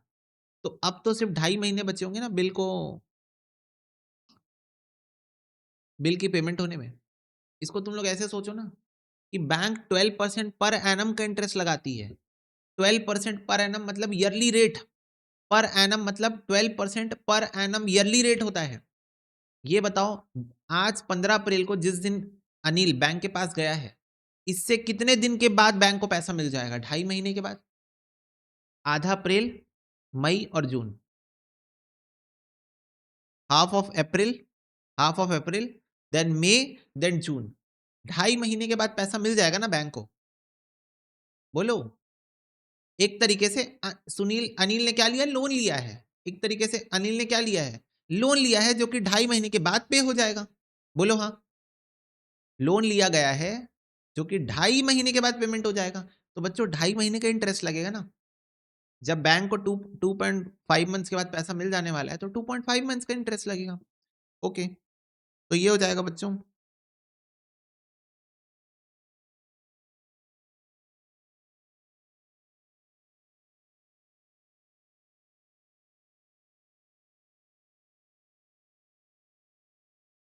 इंटू 2.5 डिवाइड बाई 12, 80,000 का 12% इंटू 2.5 डिवाइडेड बाई 12, 2,000 रुपए। तो अभी तुरंत बैंक में हमको 78,000 रुपीज इमीडिएटली मिल जाएगा। क्या ये बात सबको क्लियर है? फटाफट से बताओ, क्या ये बात सबको क्लियर है? Yes. Next, on the due date the bill was dishonoured and the bank paid noting charges of 100 रुपए। तो बच्चों ड्यू डेट के दिन बिल डिसऑनर कर गया है और बैंक ने नोटिंग चार्जेस पे कर दिए हैं 100 रुपए के, ठीक है। ओके, अब बच्चों ये जो ड्यू डेट है वो ड्यू डेट क्या होगी? तो अगर आप 1 जनवरी से काउंट, 1 अप्रैल से काउंट करो, तो 1 अप्रैल से 1 मई, 1 जून, 1 जुलाई प्लस 3 डेज। बोलो हाँ। 2, 3, 4, 4 जुलाई तुम्हारे हिसाब से ड्यू डेट होगी। लेकिन जरा एक बार क्वेश्चन को जरा आगे ध्यान से पढ़ो तो तुमको कुछ बातें समझ पाएगी। अनिल सेटल करेगा बैंक का claim noting charges in cash. Sunil accept करेगा अनदर बिल 3 मंथ्स का plus interest of 3,000 on 1 July 2023। क्या बोल रहा है कि जो सुनील है, सुनील, उसका बिल डिसऑनर हो गया, तो सुनील आएगा तुमसे रिक्वेस्ट वगैरह करेगा, माफी मांगेगा, सॉरी वगैरह बोलेगा, तुमको माफी मांगेगा और 1 जुलाई को तुमसे एक नया बिल बनवा लेगा। तो अगर अब मेरे को एक बात बताओ, कॉमन सेंस से लगा के सोचो, डेट दी हुई है 1 जुलाई, तो अगर सुनील ये सब कार्यक्रम तुमसे आके सॉरी बोलना, नया बिल बनवाना 1 जुलाई को कर रहा है, 1 जुलाई को कर रहा है ये सब कार्यक्रम, तो उस हिसाब से आपका बिल 1 जुलाई को ही डिसऑनर हो गया होगा। करेक्ट? बोलो। मतलब वो 3 डेज ऑफ ग्रेस इस क्वेश्चन में ऐड नहीं हुआ होगा। हालांकि इंस्टीट्यूट ऐसा क्यों करती है मेरे को बिल्कुल नहीं समझ में आता, कंप्लीटली इलॉजिकल काम है ये। इंस्टीट्यूट को ऐसे डेट्स नहीं देने चाहिए क्वेश्चन के अंदर। सिस्टमैटिक चलो ना भाई, 1 जुलाई के बाद 3 दिन ऐड करो ना, 4 जुलाई को करो ना ये सब काम। नहीं, हम तो अपने हिसाब से करेंगे काम। उसमें भी इतना मिस्टेक, मॉड्यूल में इतना मिस्टेक मैं बता नहीं सकता। फिर भी एंट्री 30 जून को की हुई है। 30 जून से तो कहीं दूर दूर तक ड्यू डेट नहीं है। 30 जून, 30 जून तो दूर दूर तक ड्यू डेट नहीं है। 1 अप्रैल से आप काउंट करो 3 महीना, तो 1 अप्रैल से 1 मई, 1 जून, 1 जुलाई ही होगा। 30 जून को ही बिल डिसऑनर करा दिया इंस्टीट्यूट ने। मतलब भाई क्या बोलोगे आप इसमें? आप कुछ नहीं बोल सकते इसको, आप सीधा सीधा मिस्टेक बोलोगे। मिस्टेक के अलावा और कुछ नहीं है। मंथ ऑन मंथ बेसिस पे काउंटिंग होती है, जब मंथ्स में दिया रहता है क्वेश्चन तो। और वही बात है, कुछ कर नहीं सकते ना। 1 जुलाई को बच्चों डिसऑनर की एंट्री आप पास करोगे। 1 जुलाई को बिल डिसऑनर करना है। 1 जुलाई को बिल डिसऑनर करना है। T3 डेज ऑफ ग्रेस इस क्वेश्चन में ऐड नहीं कर पाएंगे क्योंकि इंस्टीट्यूट ने 1 जुलाई को करवाया है डिसऑनर। तो 1 जुलाई को आप डिसऑनर करोगे, क्या एंट्री पास होगी डिसऑनर की? फटाफट से बताओ। बैंक बोलेगी हम नहीं जानते, बैंक बोलेगी हम नहीं जानते। क्या नहीं जानते? On the due date bill dishonour हो गया और बैंक ने पे कर दिया 100 रुपए के नोटिंग चार्जेस। तो बैंक बोलेगी बिल का अमाउंट 80,000 प्लस 100 रुपए के नोटिंग चार्जेस आप हमें तुरंत दो। बैंक बोलेगी 80,000 रुपए का बिल का अमाउंट प्लस 100 रुपए के नोटिंग चार्जेस हम तो आपके बैंक अकाउंट से काट लेंगे। हम नहीं जानते। और हम किसको डेबिट कर देंगे? हम किसको डेबिट कर देंगे? हमारे डेटर को। हमारा डेटर कौन है? सुनील। तो हम सुनील को डेबिट कर देंगे 80,100 रुपए से। क्या ये एंट्री सबको समझ में आई कि डिसऑनर वाले दिन जब बिल डिसऑनर होगा, हम सुनील को वापस से डेबिट कर देंगे 80,100 रुपए से और बैंक हमारे अकाउंट से पैसा काट लेगी। तो टू बैंक 80,100 हमारे बैंक से कट जाएगा। क्या ये बात सबको क्लियर है? बोलो फटाफट से बताओ बच्चों, क्या ये बात सबको क्लियर है? यस और नो? यस। अनिल सेटल कर रहा है बैंक का claim along with noting charges in cash. अच्छा, अनिल कैश में पेमेंट कर रहा है। तू कैश लिख दो, बस तू कैश लिख दो। Okay, being bill dishonour and settlement is made in cash. Okay, जाके बैंक में कैश डिपॉजिट कर दिया 80,100 रुपए। सुनील एक्सेप्ट कर रहा है अनदर बिल 3 मंथ्स के लिए for the amount due plus interest of 3,000 on 1 July 2023। Sunil बोल रहा है भाई मेरे लिए एक नया बिल बना दो, जितना भी अमाउंट ड्यू है प्लस 3,000 का उसमें इंटरेस्ट भी जोड़ लो। क्या बोल रहा है? प्लस 3,000 का इंटरेस्ट भी जोड़ लो। भले भले 3,000 रुपए का इंटरेस्ट जोड़ लो, लेकिन एक नया बिल बना के दे दो। ठीक है, तो 1 जुलाई को सुनील बोल रहा है एक नया बिल बना दो, bills receivable account debit to Sunil account. कितना अमाउंट ड्यू है? 80,100 ड्यू है। प्लस बोल रहा है 3,000 रुपए मेरे से इंटरेस्ट भी ले लो। प्लस बोल रहा है बच्चों 3,000 रुपए मेरे से इंटरेस्ट भी ले लो। ठीक है, क्योंकि मैं लेट पेमेंट कर रहा हूं ना, मैं लेट पेमेंट कर रहा हूं, सुनील बाद में पेमेंट कर रहा है, तो उसके लिए 3,000 रुपए का इंटरेस्ट भी ले लो मेरे से। तो 3,000 रुपए का इंटरेस्ट भी ले लो। तो फटाफट से बताओ, मैं सुनील से इंटरेस्ट ले रहा हूं, ये मेरे लिए इनकम है ना?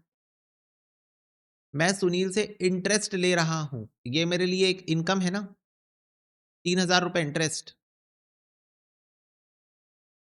क्यों क्यों ले रहा हूं इंटरेस्ट? अरे भाई ड्यू डेट के दिन वो पेमेंट नहीं कर रहा है, बोल रहा है 3 महीने बाद पेमेंट करूंगा, और 3 महीने का बिल बनवा रहा है मेरे से और 3 महीने का बिल बनवा रहा है। तो भाई इतना डिले कर रहा है, मेरा पैसा फंसा हुआ है, तो मैं उससे इंटरेस्ट लूंगा ना, इतना तो बनता है।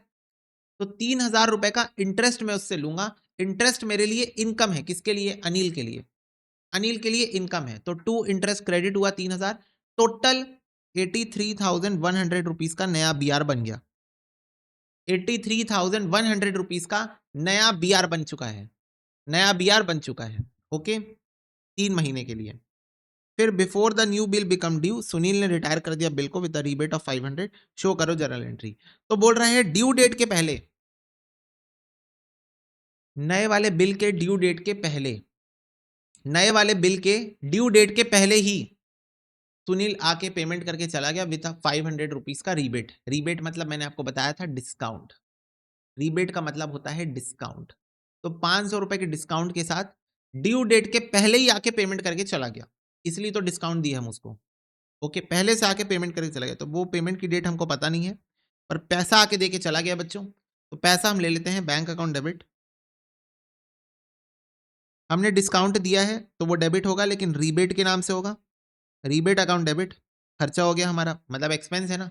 हम डिस्काउंट दे रहे हैं अपने कस्टमर को, तो हमारे लिए वो एक्सपेंस है, कैश डिस्काउंट है एक तरीके से, पर उसका नाम है रीबेट टू बीआर अकाउंट। तो 83,100 का बीआर था, 500 रुपए के डिस्काउंट के साथ हमको मिल जाएगा 82,600 रुपीज। ये था आपका पूरा क्वेश्चन।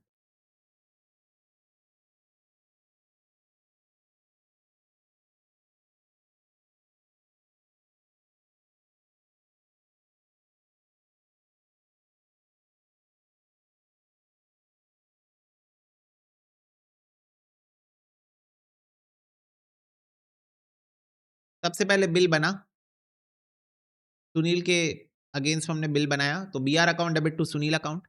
इस बिल को जाके हम डिस्काउंट करा लिए, तो bank account debit discounting charges account debit to BR, हम इस बिल को जाके डिस्काउंट करा लिए। फिर उसके बाद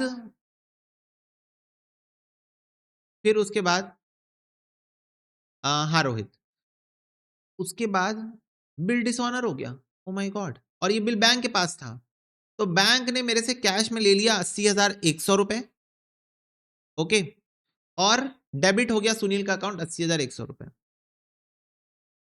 कौन सा लेक्चर बेटा? बेटा लेक्चर तो क्लास खत्म होने के आधे घंटे के अंदर ही अपलोड हो जाता है। गगन, कौन सा लेक्चर अपलोड नहीं हुआ है? मुझे भी बताओ, मुझे भी जानना है। I also want to know कौन सा लेक्चर अपलोड नहीं हुआ है। फिर इसके बाद बच्चों नेक्स्ट में सुनील आया मेरे पास, रिक्वेस्ट रिक्वेस्ट किया, अरे भाई प्लीज समझ यार, फाइनेंशियल प्रॉब्लम चल रही है, दिक्कत चल रही है, प्लीज प्लीज प्लीज एक काम कर, मेरे से इंटरेस्ट ले ले भाई, तू मेरे से इंटरेस्ट ले ले, एक नया बीआर बना के दे दे 3 महीने का, 3 महीने का एक नया बिल बना के दे दे मेरे को। मैंने कहा ओके। तो फिर बीआर अकाउंट डेबिट बच्चों नया बिल बनेगा, टू सुनील अकाउंट 80,100 रुपए ड्यू है, और 3,000 रुपए का इंटरेस्ट भी मिलाना है। तो टू इंटरेस्ट 3,000, टू इंटरेस्ट 3,000 रुपए। ओके, तो 3,000 का इंटरेस्ट मेरे लिए इनकम है, मैं सुनील से चार्ज कर रहा हूं, मेरी इनकम है, तो क्रेडिट हो रहा है, इसलिए ये दोनों मिला के 83,100 का एक नया बिल मैंने उसको बना के दे दिया। अब इस बिल की पेमेंट उसने ड्यू डेट से पहले ही कर दी, और ड्यू डेट से पहले की तो 500 रुपए का हमने उसको और डिस्काउंट दे दिया, रीबेट कैश डिस्काउंट दे दिया। तो bank account debit, rebate account debit, cash discount है, तो बीआर 83,100 का बीआर था, 500 रुपए का रीबेट लगा, तो 82,600 बैंक में आ गया। क्लियर है क्वेश्चन सबको? यस, तो नोट करो इसको फटाफट से।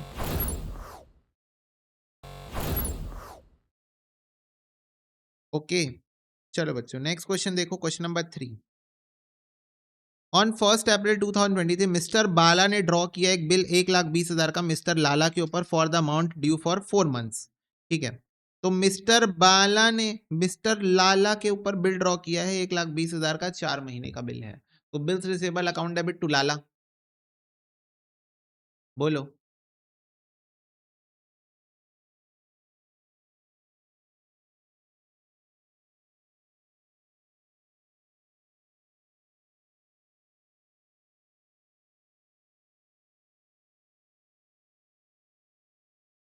इन द बुक्स ऑफ बाला बच्चों, बाला बाला शैतान का साला,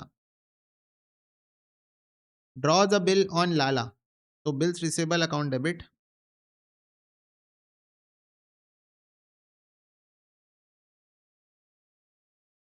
टू मिस्टर लाला अकाउंट 1,20,000, ये 4 महीने का बिल ड्रॉ हुआ है।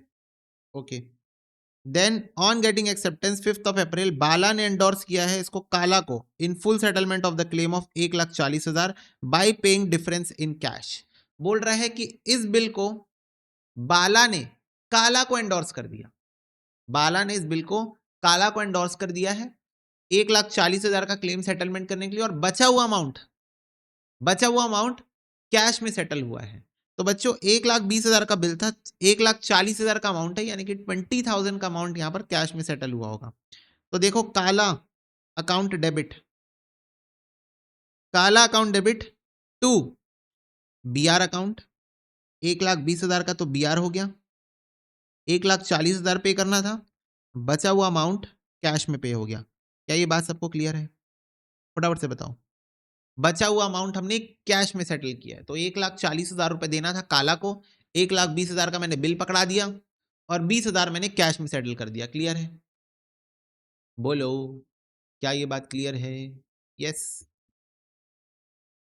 लाला ने अप्रूव कर दिया बाला को 26 जुलाई को, saying that he need to renew the bill for a further period of 4 months at interest of 12% per annum which Bala accepted. बच्चों, इस केस में बिल डिसऑनर नहीं हुआ है, there is one more case. Okay okay, तो बच्चों एक case तो ये भी हो सकता है कि बिल डिसऑनर ना हो और आपको इस बात का रियलाइजेशन हो, किसको? जिसको पेमेंट करना है, बायर को इस बात का रियलाइजेशन हो कि यार ड्यू डेट आने वाला है पर यार पैसे तो नहीं है मेरे पास, पेमेंट नहीं कर पाऊंगा। समझ रहे हो? क्या ये केस पॉसिबल है? सारे बच्चे बताओ, क्या ये केस पॉसिबल है कि ड्यू डेट आने वाला है, आपको पेमेंट करनी है और आप इस बात को रियलाइज कर रहे हो यार ड्यू डेट आने वाली है यार, शायद पेमेंट नहीं कर पाऊंगा, शायद पेमेंट नहीं कर पाऊंगा, पैसे की दिक्कत है, पहले से ही जाके बता देता हूं किसको? बाला को। लाला सोच रहा है, लाला सोच रहा है कि पहले से जाके बाला को बता देता हूं कि भाई पेमेंट इस बार नहीं हो पाएगी, थोड़ा सा तंगी चल रही है, ऑफ सीजन चल रहा है, तो यार नया बिल बना दे, इसको कैंसिल कर दे। तो इस सिचुएशन में बच्चों फायदा क्या होगा पता है? एक फायदा होगा, ड्यू डेट आएगी नहीं, बिल अपने आप कैंसिल होगा नहीं, नोटिंग चार्जेस लगेगा नहीं। समझ गए? ये फायदा होगा कि ड्यू डेट आने के पहले ही लाला आके बोल दिया कि भाई काम कर, पुराना वाला बिल कैंसिल कर, हाड़ के फेंक उसको, नया बिल बना के दे दे मेरे को, इंटरेस्ट चार्ज कर ले तू मेरे से, मेरे से तू इंटरेस्ट चार्ज कर ले पर नया बिल बना के दे दे यार। क्यों? क्योंकि वो ड्यू डेट के पहले ही आके ये बात बोल दिया, ड्यू डेट के पहले ही आके बात बोल दिया, तो बिल कैंसिल नहीं होगा, मतलब बिल यहां पर वो वाला कैंसिल नहीं होगा, नोटिंग चार्जेस वाला। नोटिंग चार्जेस बच्चों यहां पर बच जाएगा। समझ रहे हो ना क्या होने वाला है? नोटिंग चार्जेस बच जाएगा क्योंकि वो ड्यू डेट के पहले ही आके वो बिल को कैंसिल करा रहे हैं कि भाई नहीं हो पाएगी पेमेंट, समझ बात को, कैंसिल कर दे बिल को और एक नया बिल बना दे विद इंटरेस्ट। क्या ये बात क्लियर है? तो ऐसा भी होता है, यस, ऐसा भी होता है। इसको बोलते हैं सेल्फ रियलाइजेशन कि पेमेंट तो मैं नहीं कर पाऊंगा, ओ माय गॉड, पेमेंट तो मैं कर नहीं पाऊंगा, चलो पहले से जाके कैंसिल करवा लेते हैं बिल को, नोटिंग चार्जेस तो बच जाएगा कम से कम। नोटिंग चार्जेस तो नहीं तो मुझे ही देना पड़े, उसको पता है ना बायर को, यार नोटिंग चार्जेस अगर लग गया तो मुझे ही तो देना पड़ेगा, तो नोटिंग चार्जेस कम से कम बचा लेता हूं। ओके, तो इधर देखो, लाला ने अप्रोच किया बाला को 26 जुलाई को, यानी कि ड्यू डेट के पहले। 1 अप्रैल से तुम 4 महीना काउंट करो, 1 अप्रैल से 1 मई, 1 जून, 1 जुलाई, 1 अगस्त, अगस्त थी ड्यू डेट, 26 जुलाई को ही वो पहुंच गया उसके पास ड्यू डेट से कुछ दिन पहले और बोला भाई मेरा बिल कैंसिल कर दे और नया बिल बना के दे दे, रिन्यू कर दे। क्या कर दे? रिन्यू, नया बिल मेरे को बना दे with 12% interest for 4 months, 12% interest for 4 months.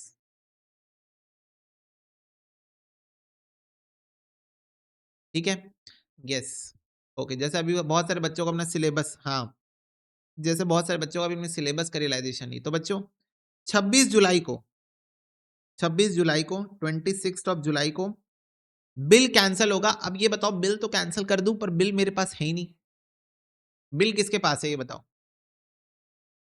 अरे बिल तो मैं कैंसिल कर दूंगा और नया बिल बना भी दूंगा, पर बिल अभी है किसके पास ये बताओ? काला के पास है, काला के पास। काला कौन है? क्रेडिटर है। काला कौन है? मेरा क्रेडिटर है।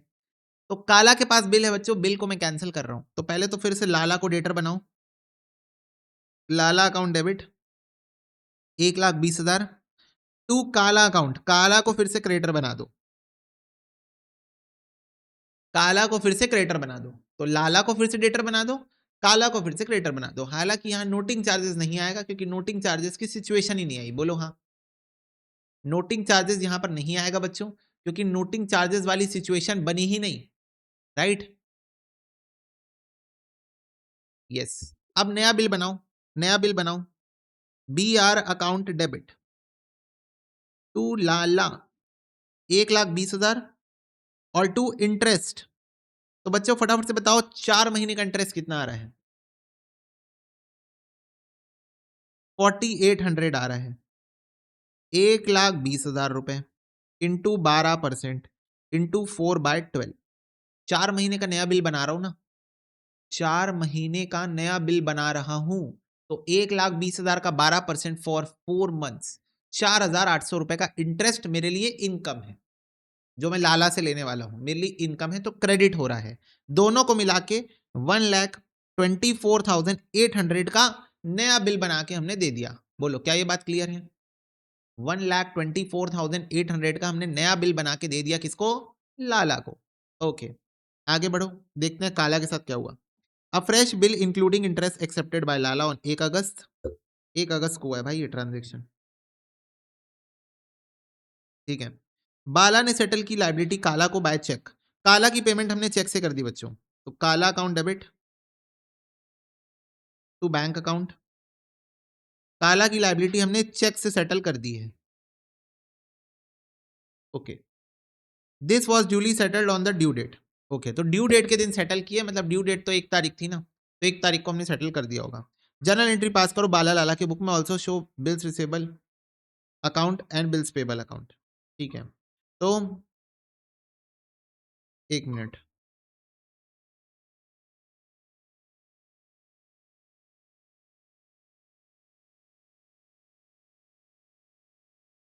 अच्छा बिल सेटल होने की बात कर रहे हैं, रुको।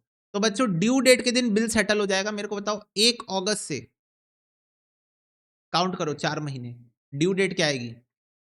1 अगस्त से काउंट करो 4 महीने, what is the due date? अगस्त से सितंबर, सितंबर से अक्टूबर, अक्टूबर से नवंबर, नवंबर से दिसंबर, 1 दिसंबर। अब अगेन इंस्टीट्यूट नहीं पता क्यों ग्रेस डेज इसमें ऐड नहीं करती है, नहीं पता क्यों, मुझे इसका आंसर नहीं पता बच्चों। इंस्टीट्यूट मॉड्यूल में जब एंट्रीज पास करती है, किस खुशी में ग्रेस डेज को इग्नोर करती है, मुझे इसका बिल्कुल अंदाजा नहीं है, ठीक है। तो इंस्टीट्यूट ने वो भी 1 दिसंबर भी नहीं, तुम लोग को पता है इंस्टीट्यूट ने कब एंट्री पास की है? 30 नवंबर, 30 नवंबर को। भाई days of grace month on month basis पे काउंट होता है, किस पे काउंट होता है? मंथ ऑन मंथ बेसिस में। इंस्टीट्यूट अपनी ही बात नहीं मानती, नहीं पता क्यों, क्या मजा आता है उनको। अब तुम लोग को लगेगा भैया आप, हो सकता है आपने गलत सिखा दिया हो सकता है इंस्टीट्यूट ऐसा ना कर, मैं तुम लोग को दिखा देता हूँ, इधर देख लो, इधर देख लो, ये किसकी बुक है, ये किसकी मॉड्यूल है ये? क्या ये institute of cost accountants of India की मॉड्यूल है? पहले एक बार देख लो, कंफर्म कर लो, institute of cost accountants of India की मॉड्यूल है ना? हाँ, ये 1 जनवरी लिखा है ना, ये क्वेश्चन करा दिया हो तुम लोग को, 1 जनवरी में 4 महीने लिखे हैं ना यहाँ पर, हाँ। तो इधर देखो 1 जनवरी से 4 महीना इंस्टीट्यूट ने 1 मई ही काउंट किया है, मंथ ऑन मंथ बेसिस पे काउंट हुआ है, ठीक है। मंथ ऑन मंथ बेसिस पे काउंट हुआ है 4 महीना, उसमें 3 दिन ऐड करके 4-5 आई है ना ड्यू डेट, या मैच्योरिटी डेट जिसको हम बोलते हैं। तो भाई इंस्टीट्यूट भी वैसे ही काउंट करती जैसे मैंने तुमको सिखाया है। तो अब मुझे ये नहीं पता कि क्यों इंस्टीट्यूट तुम्हारी जो मॉड्यूल है उसमें जो सॉल्यूशन करती है उसमें वो डेज ऑफ ग्रेस क्यों नहीं ऐड करती, और प्लस सोने पे सुहागा कि मंथ ऑन मंथ बेसिस पे काउंट नहीं, 30 नवंबर ड्यू डेट है इंस्टीट्यूट के अकॉर्डिंग। इस क्वेश्चन में 1 अगस्त से 4 महीने काउंट करोगे तो अगस्त सितंबर, सितंबर से अक्टूबर, अक्टूबर से नवंबर, नवंबर से 1 दिसंबर होनी चाहिए ड्यू डेट, उसमें भी 3 दिन ऐड करके 4 दिसंबर होनी चाहिए, 30 नवंबर लिख के रखे, नहीं पता क्यों, ठीक है। तो मैं तो तुमको 4 दिसंबर ही लिखवाऊंगा, 4 दिसंबर को क्या हो जाएगा? Bank account debit to BR account 1,24,800। क्या ये बात सबको क्लियर है? बोलो, क्या ये बात सबको क्लियर है बच्चों? फटाफट से बता दो। तो ये हो गया तुम्हारा क्वेश्चन डन डना डन। लाला की बुक्स पे भी एंट्री पास करना है, ठीक है। ओके भैया,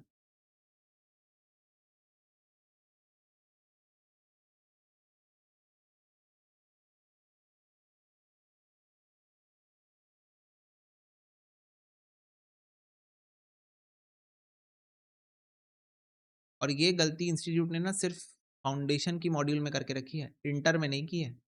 इंटर में सारे डेट्स बिल्कुल सही लिए गए हैं, तो नहीं पता फाउंडेशन वालों के साथ क्या दुश्मनी है।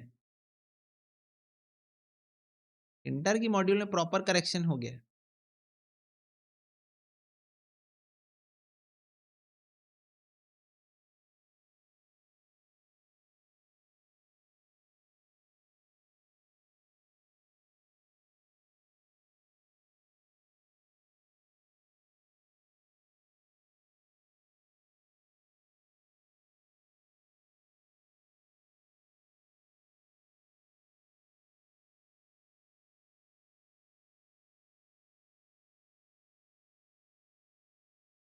नहीं नहीं, एग्जाम में तो तुमको सही डेट्स लिख के आना है।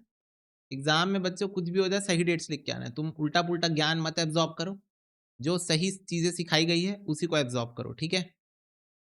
Don't absorb unnecessary knowledge which is a apparent mistake. तुम लोग को पता है ना, एक एक कैटेगरी ऑफ डाउट होता है जिसको बोलते हैं हम अपेरेंट मिस्टेक। तो अपेरेंट मिस्टेक है भाई, फाउंडेशन की मॉड्यूल में हो सकता है इंस्टीट्यूट फ्यूचर में करेक्शन करे उसमें, जो उल्टा पुल्टा डेट्स लिखा हुआ है। तुमको सही डेट्स लेनी है, ओके। इस पे एमसीक्यू कैसे आता है, एमसीक्यू में करवाऊंगा ना बिल्स ऑफ एक्सचेंज का।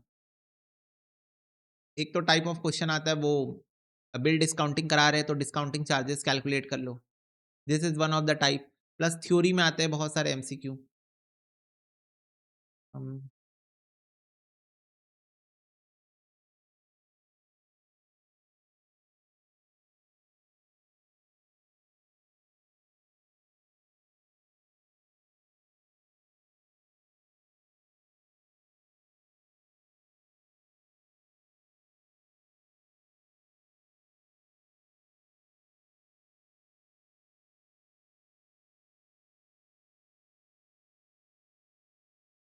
ये देखो, ये एमसीक्यू बैंक नहीं है तुम्हारा, बट मैं तुमको ऐसे डेमो दिखा।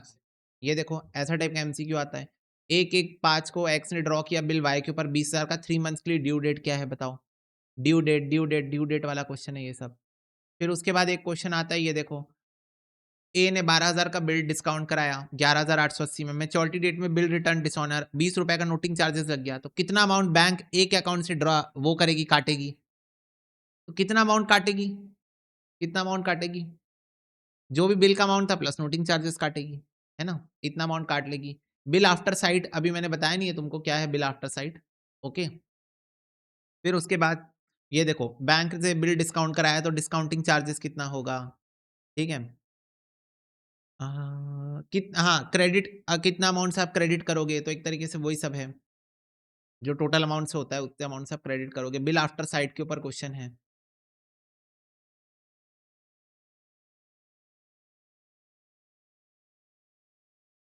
एक्स ने वाई के ऊपर बिल ड्रॉ किया, एक्स ने उसको जेड को एंडोर्स कर दिया, तो वाई पैसा किसको देगा, जिसके हाथ में बिल है उसको देगा, जिसके हाथ में बिल है किसको देगा, एंडोर्सी को देगा, ठीक है। फिर ये देखो, ये बड़े क्वेश्चन है, इसमें थोड़ा सा कंफ्यूज करने की कोशिश करती है इंस्टीट्यूट आपको, ठीक है, पर आप लोग कंफ्यूज होगे नहीं, मैं बताऊंगा कैसे, ठीक है। तो इस तरीके से देख लो एमसीक्यू आते हैं। देखो, पर्पस ऑफ एकोमोडेशन बिल क्या है, तो एकोमोडेशन बिल अभी मैंने तेको आपको बताया नहीं है, दोस्ती यारी वाला बिल होता है एकोमोडेशन बिल, ओके, ठीक है। दोस्ती यारी वाले बिल को बोलते हैं एकोमोडेशन बिल, तो मैंने तुमको अभी बताया नहीं है क्या होता है। हाँ, लाला की भी बुक बनेगी, इन द बुक्स ऑफ लाला। तो समझ गए कैसे एमसीक्यू आते हैं, और क्या तुम ये भी समझ गए कि तुम लोग ये कर ले रहे हो तो एमसीक्यूज तुमको बन जाएंगे, है ना। अगर तुम ये सब कर लेते हो जो मैं करवा रहा हूं तुमको, तुमको एमसीक्यू भी बन जाएंगे। प्लस दूसरी बात यार, इंटर में तो फुल फ्लेजेड क्वेश्चन आते हैं ना बिल्स ऑफ एक्सचेंज के, प्रॉपर एंट्री पास करो। कम ऑन एवरीवन, इंटर में तो पूरे क्वेश्चन एमसीक्यू भी आएंगे, ऑब्वियसली एमसीक्यू भी आएंगे, पर फुल क्वेश्चंस भी तो आते हैं ना इंटर में, फुल क्वेश्चंस भी तो आते हैं ना बिल ऑफ एक्सचेंज के ऊपर, तो तुमको तो दोनों सीखना है बाय डिफॉल्ट। हाँ, तो इन द बुक्स ऑफ लाला बच्चों जर्नल एंट्री हमको पास करना है, तो सबसे पहले बिल्स पेबल की एंट्री होगी। तो बिल्स पेबल बनेगा तो उसकी एंट्री होगी, क्या नाम था इसका, Bala, Bala account debit to bills payable account, Bala account debit to bills payable 1,20,000, 1,20,000। उसके बाद बच्चों बाला ने बिल एंडोर्स किया, उसकी एंट्री लाला पास नहीं करेगा। 26 जुलाई को 26 जुलाई को जब बिल कैंसिल किया जा रहा है, डिसऑनर तो नहीं हुआ इस बार, कैंसिल किया जा रहा है, तो यहां पर बिल्स पेबल अकाउंट डेबिट, बस एंट्री को रिवर्स कर दोगे तो फिर से बाला को क्रेडिटर बना दोगे अपनी बुक्स में। लाला अपनी बुक्स में बाला को फिर से क्रेडिटर बना देगा। फिर बच्चों 1 अगस्त को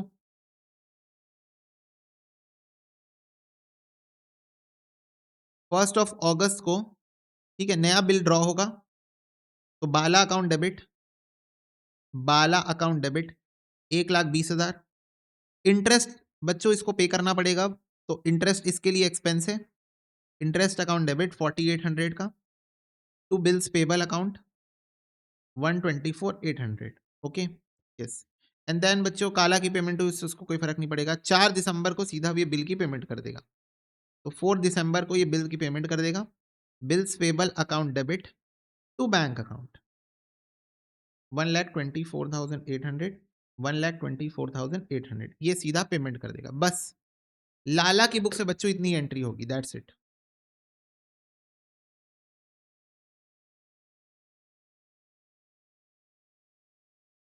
लाला की बुक्स में बस इतनी ही एंट्री होगी। ओके, बिल पहले बिल पेबल एक्सेप्ट करेगा, फिर बिल पेबल को कैंसिल करेगा, फिर से बाला को क्रेडिटर बना देगा, बाला को फिर से क्रेडिटर बना देगा, फिर नया बिल एक्सेप्ट करेगा, तो बाला अकाउंट डेबिट, इंटरेस्ट पे करेगा, तो इंटरेस्ट इसके लिए एक्सपेंस है, इसके लिए इंटरेस्ट एक्सपेंस है, इसको पे करना है, तो interest account debit to bills payable account. और फिर बच्चों 4 दिसंबर ड्यू डेट आएगी डेज ऑफ ग्रेस ऐड करने के बाद, तो उसमें पेमेंट कर देगा। ठीक है, ओके। आप प्लीज कृपया करके मॉड्यूल में इस आंसर को अगर देखते भी हो तो डेट्स को मत देखना, बिकॉज डेट्स में ब्लेंडर मिस्टेक है मॉड्यूल के अंदर। ठीक है, कुछ भी डेट्स ली गई है, तो हालांकि तुमको देखने की जरूरत ही नहीं है मॉड्यूल, तो झाको मत तुम, मैं तो यही कहूंगा।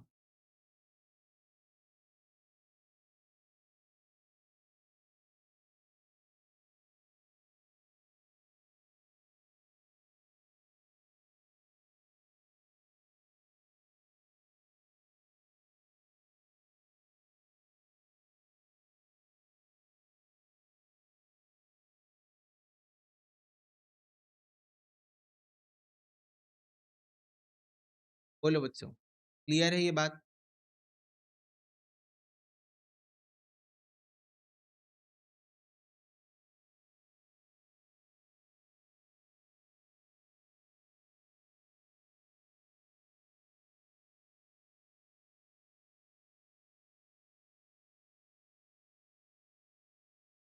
Yes, okay.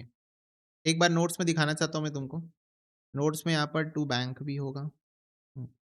ये देखो, बिल रिटेन टिल मेच्योरिटी, अगर बिल डिसऑनर हो जाए, डिसऑनर हो जाए, तो फिर से ड्रॉई को डेबिट करोगे, डेटर बनाओगे, टू बीआर को कैंसिल करोगे क्योंकि बिल आप ही के हाथ में था, रिटेन करके रखे थे, टू कैश नोटिंग चार्जेस आप पे करोगे।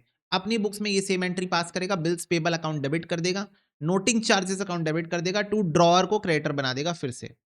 ठीक है, जब बिल को आपने एंडोर्स करके रखा था तब आप ड्रॉई का अकाउंट डेबिट करोगे और क्रेडिटर को क्रेडिट कर दोगे। अमाउंट क्या होगा? बिल का अमाउंट प्लस नोटिंग चार्जेस। अपने क्रेडिटर को आप फिर से क्रेडिटर बना दोगे, डेटर को फिर से डेटर बना दोगे। बिल डिस्काउंट करा के रखे थे तो बैंक आपके अकाउंट से पैसा काट लेगी टू बैंक अकाउंट, और फिर से आप डेटर को डेटर बना दोगे। और बिल सेंड फॉर कलेक्शन था तो ड्रॉई अकाउंट डेबिट करोगे, to bill send for collection को क्लोज कर दोगे और to bank account noting charges pay कर दोगे जो कि बैंक आपके अकाउंट से काट लेगी। ठीक है, तो ये एंट्रीज होगी बच्चों। ओके,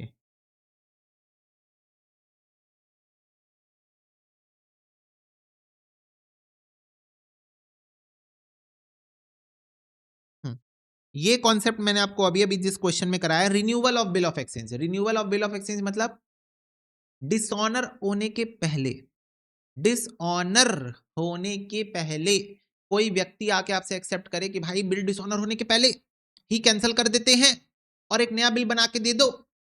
अगर ऐसी सिचुएशन बने कि डिसऑनर होने के पहले ही आके वो आपको बोले कि भाई एक काम करो कैंसिल करते हैं और नया बिल बना के दे दो, तो इसको बोलते हैं renewal of a bill of exchange.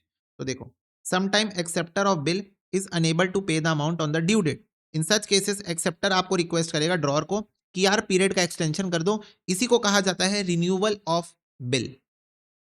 The interest is charge by drawer at the time of renewal for the bill for the period the new bill is drawn on the outstanding amount. तो interest इसमें आपको charge करना पड़ता है। एक है बच्चों retirement of bill. Retirement of bill क्या होता है? जब एक्सेप्टर ऑफ बिल जो है वो अमाउंट ड्यू डेट के पहले पेमेंट करने आ जाता है, ड्यू डेट के पहले पेमेंट करने आ जाता है, तो इसको बोलते हैं retirement of bill. So the acceptor may request the pay for settling the payment before due date, it is known as retirement of bill.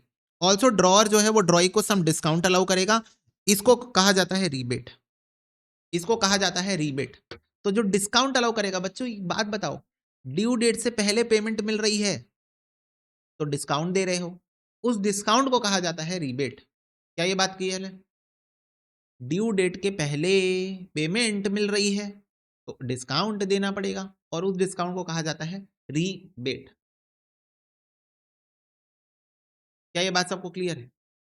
Yes भैया। इधर देखो, क्या होता है dishonour of bill? Non payment of bill of exchange on the due date is called dishonour. ठीक है, तो due date के दिन पेमेंट ना करना बोलते हैं dishonour. Okay, yes. Noting charges क्या होता है बच्चों? Noting charges refers to the fees paid to the public office known as notary public who records the fact and causes of dishonour of bill of exchange. ठीक है, तो जो dishonour of bill of exchange हुआ उसको आप जाके note करवाते हो, रिकॉर्ड करवाते हो, केस रजिस्टर कराते हो, उसको कहा जाता है नोटिंग चार्जेस, उसके लिए जो आप पेमेंट करते हो। ठीक है भैया।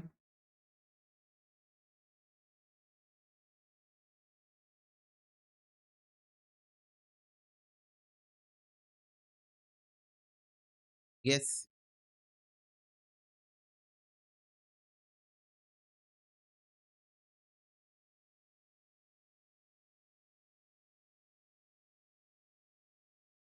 इधर देखो, mister X sold goods for 15,000 to mister Y and immediately drew a bill upon him on 1st of January 2023 payable after 3 months। तो इधर देखो,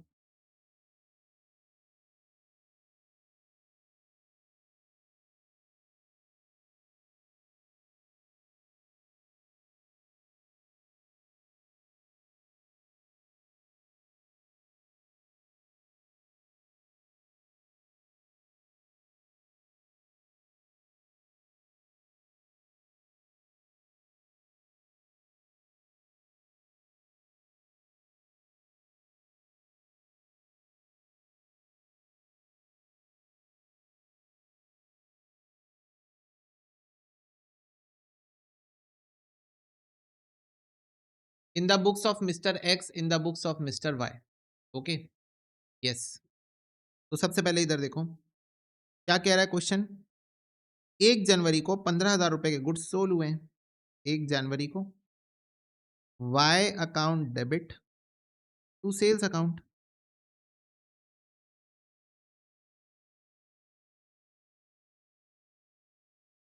1 जनवरी को purchases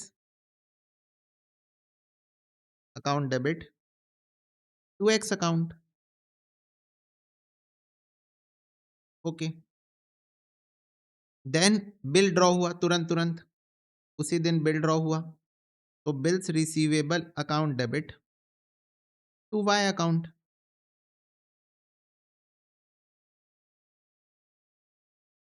x account debit to bills payable account. क्या यहां तक की बात सबको क्लियर है? फटाफट से बताओ, क्या यहां तक की बात सबको क्लियर है?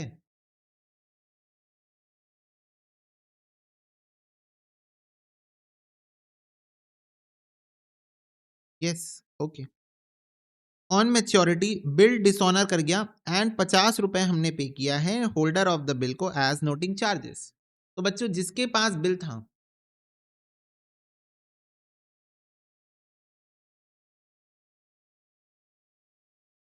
हाँ चंदाशी लाइव क्लास में पूछना, ठीक है, क्योंकि अभी ऑन गोइंग है ना, तो it's better to ask live, because अगर किसी और को भी होगा तो उनका भी क्लियर हो जाएगा ना साथ साथ में।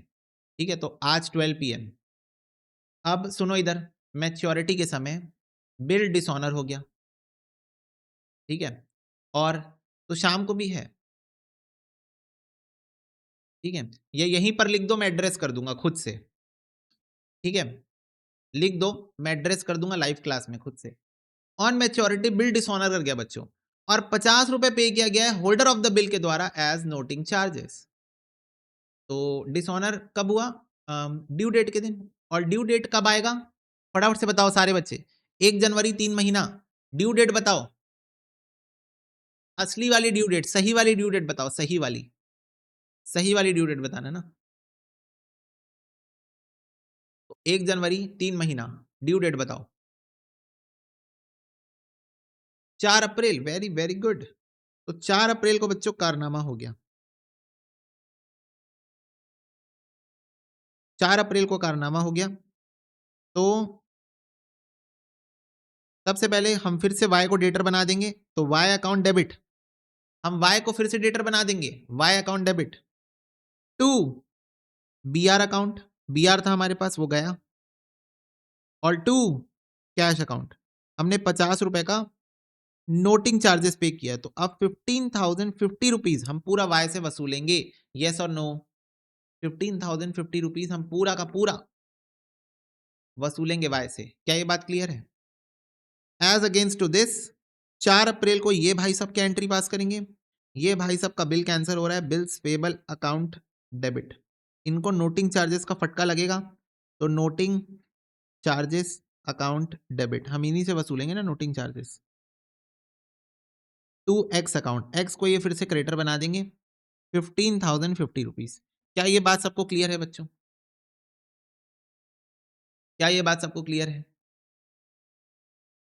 Yes, okay. क्या बोल रहा है क्वेश्चन आगे? General entry will be recorded in the books of X and Y as given below under the following circumstances. Bill को एक्स ने ही रखा हुआ था, केस 1।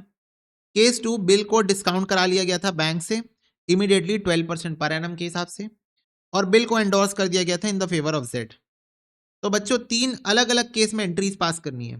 तो मुझे एक बात बताओ, अलग अलग केसेस में, अलग अलग केस में जब एंट्रीज चेंज होती है तो दोनों के बुक्स में चेंज होती है, या सिर्फ और सिर्फ ड्रॉवर के बुक्स में चेंज होती है एंट्री? फटाफट से बताओ। केस चेंज होने का इंपैक्ट सिर्फ एक जन की बुक में आता है और वो है ड्रॉवर, करेक्ट? एक बार बता दो मुझे, केस चेंज होने का इंपैक्ट सिर्फ ड्रॉवर की बुक में आता है। तो केस 1 की एंट्री तो मैंने कर दी, ओके, केस 1 की एंट्री तो मैंने कर दी। चलो केस 2 में आ जाओ।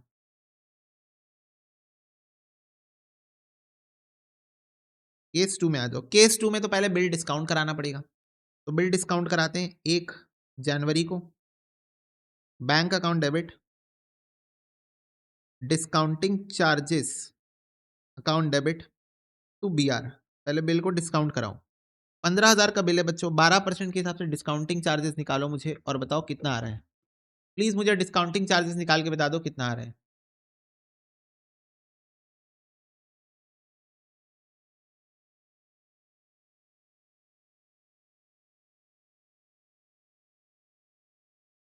ओके, अरे 3 महीने का निकालो ना, 450 आएगा। 450 बच्चों, 450 डिस्काउंटिंग चार्जेस, तो इसको माइनस करेंगे तो 14,550 रुपए हमको मिला था। ओके, अब ये बिल डिसऑनर हो गया 4 अप्रैल को, अब ये बिल डिसऑनर हो गया 4 अप्रैल को, ओके। तो बिल डिसऑनर हुआ बच्चों, तो क्या एंट्री पास करूं मैं? बैंक मेरे से पैसा काट लेगी और मैं वाई को फिर से डेटर बना दूंगा, तो Y account debit to bank account. Bank मेरे से कितना पैसा काटेगी? जो बिल का अमाउंट था प्लस 50 रुपए का नोटिंग चार्जेस, और मैं वाई को उतने ही अमाउंट से डेटर बना दूंगा। ये था आपका केस 2। क्या ये बात सबको क्लियर हो रही है? फटाफट से बताओ, क्या ये बात सबको क्लियर हो रही है कि मैं वाई को फिर से डेटर बना दूंगा और बैंक से मेरा पैसा कट जाएगा? बैंक बोलेगी मैं नहीं जानती, बैंक क्या बोलेगी? मैं नहीं जानती, मेरे को दे दो पूरा पैसा।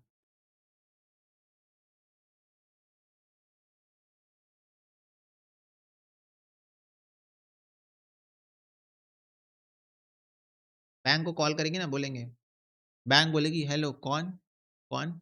हम बोल रहे हैं, हम बोल रहे हैं। तो बैंक बोलेगी नहीं जानती, मैं नहीं जानती, मैं नहीं जानती, पैसा तो मैं काट लूंगी, मैं नहीं जानती कौन हो आप। ठीक है, क्योंकि बैंक बोलेगी मैं तो पहले ही बोली थी, मेरे को पैसा मिल जाना चाहिए, बात खत्म। तो ये था बच्चों केस 2। केस 2 में ये एंट्रीज में फर्क होगा, ठीक है। ये डिफरेंसेस आपको केस 3 में बच्चों एंडोर्समेंट हुआ है, तो 1 जनवरी को आपको बिल मिला, आपने उसको एंडोर्स कर दिया, आपने उसको एंडोर्स कर दिया जेड को, तो Z account debit to B R. 15,000 का बिल आपने जेड को एंडोर्स कर दिया था। 4 अप्रैल को बच्चों ड्यू डेट के दिन वाई को आप फिर से डेटर बना दोगे, जेड को आप फिर से क्रेडिटर बना दोगे। अमाउंट क्या होगा, नोटिंग चार्जेस मिला के इतना अमाउंट होगा। क्यों? क्योंकि जेड के पास बिल था तो जेड ने नोटिंग चार्जेस पे कर लिया होगा। बिल जेड के पास था तो जेड ने नोटिंग चार्जेस पे कर दिया होगा, तो जेड आपसे वसूलेगा नोटिंग चार्जेस। क्या ये बात क्लियर है? जेड बच्चों आपसे वसूलेगा नोटिंग चार्जेस। क्या ये बात सबको क्लियर है? तो ये कुछ अलग होगा थर्ड केस में, अगर केस 3 हुआ तो।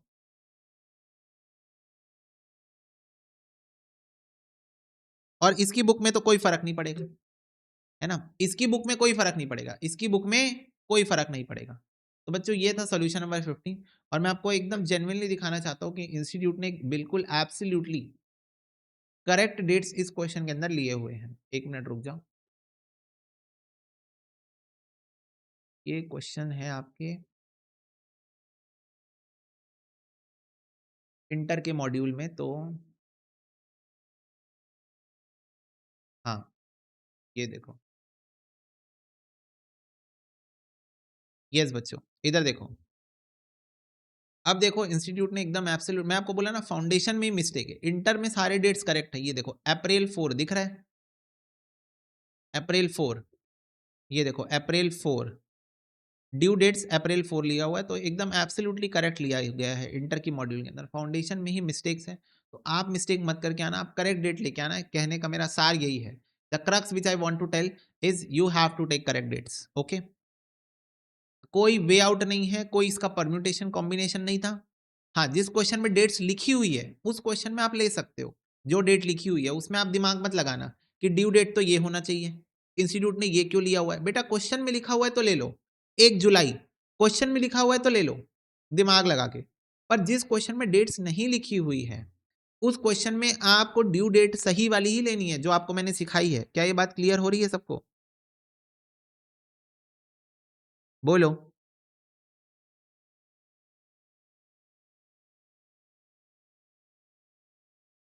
यस, ओके, ओके भैया डन। चलो अब भर भर के होमवर्क लिख लो, क्वेश्चन नंबर 16, क्वेश्चन नंबर 17।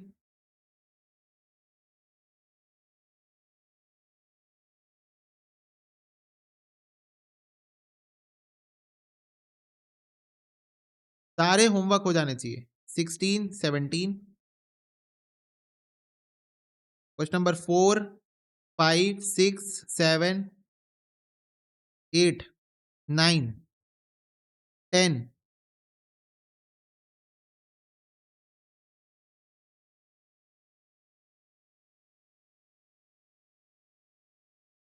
22।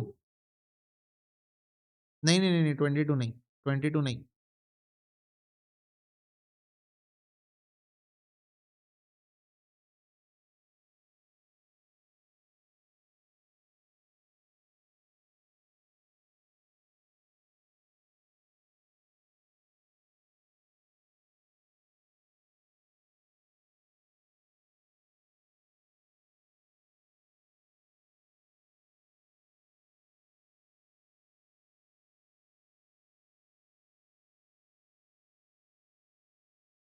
ये वाला क्वेश्चन, ये क्वेश्चन कर लिए है ना वैसे?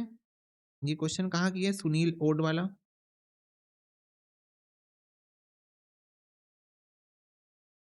ओके, क्वेश्चन नंबर 2 बच्चों, क्वेश्चन नंबर 2 सुनील ओड वाला क्वेश्चन कर चुके हैं। हालांकि वो क्वेश्चन फाउंडेशन की मॉड्यूल में है, पर ये क्वेश्चन इंटर के जून 2018 सेट 2 में है। मतलब एक क्वेश्चन जो कि फाउंडेशन की मॉड्यूल में है पर इंटर के जून 2018 सेट 2 में था, समझ गए? तो ये क्वेश्चन हो चुका है, इसको कट कर दो ऐसे। तो जो बच्चे ऐसे हवाबाजी करते हैं ना, अरे फाउंडेशन क्वेश्चन इंटर में नहीं आता, इंटर क्वेश्चन फाउंडेशन में नहीं आता, वो हवाबाजी बच्चों को दिखाना चाहता हूँ। हालांकि मैंने तुमको रेक्टिफिकेशन ऑफ एरर में भी दिखाया है, फाउंडेशन की मॉड्यूल का क्वेश्चन इंटर में आया है। तो मस्ती नहीं, ठीक है, नो मस्ती।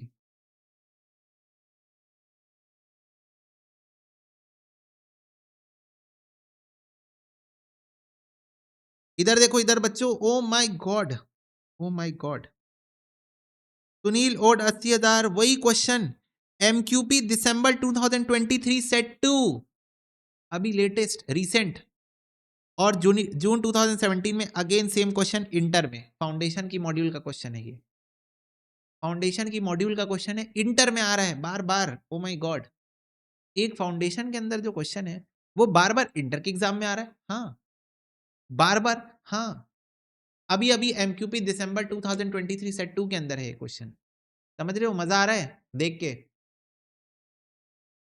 बोलो।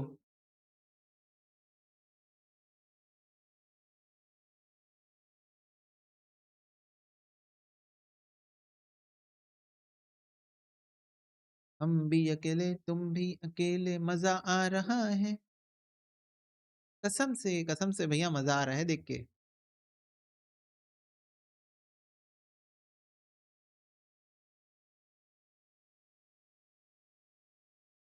क्या है भाई, प्रूफ लेके चलते हैं हम अपने साथ, ये देख लो क्या लिखा हुआ है यहाँ पर, क्या लिखा हुआ है यहाँ पर, देखो इधर लिखा है इंटरमीडिएट एग्जाम दिसंबर 2023 सेट टू, हम भी अकेले तुम भी अकेले, मजा आ रहा है, कसम से आ रहा है मजा, कसम से।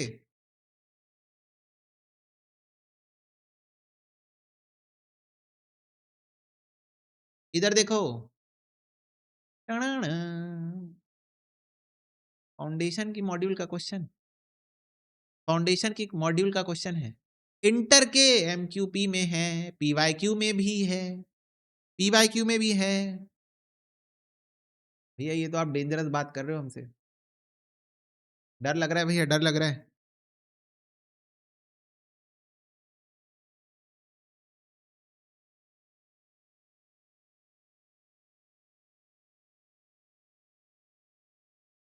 टणाणा। ये देख लो एक बार, मैं बिना प्रूफ के बच्चों बात ही नहीं करता मैं, ये देख लो इंटरमीडिएट एग्जामिनेशन जून 2017 में, ये वाला क्वेश्चन है क्या, Sunil owed, oh my god, foundation की मॉड्यूल का क्वेश्चन इंटर के पीवाईक्यू में, यस ये देख लो बच्चों, इधर देख लो, समझ रहे हो मेरी बात, तो हल्के में नहीं लेना, हल्के में लेना मत, क्या ये बात सबको समझ में आती है।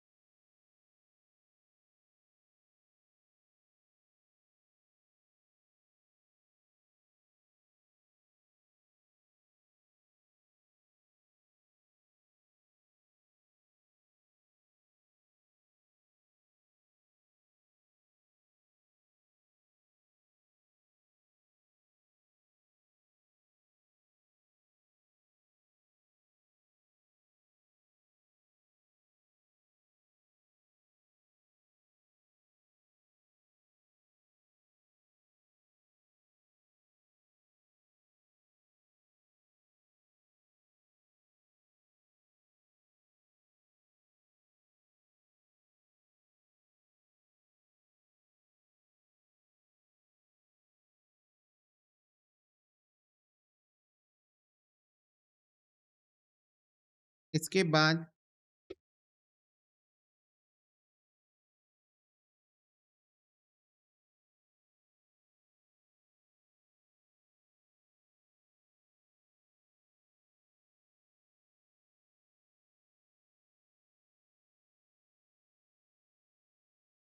ये क्वेश्चन कर सकते हो, क्वेश्चन नंबर 32, दिसंबर 2021 अटेम्प्ट में आया था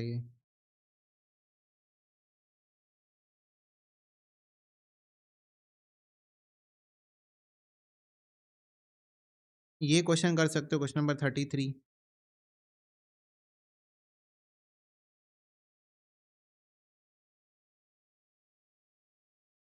ये कर सकते हो 34,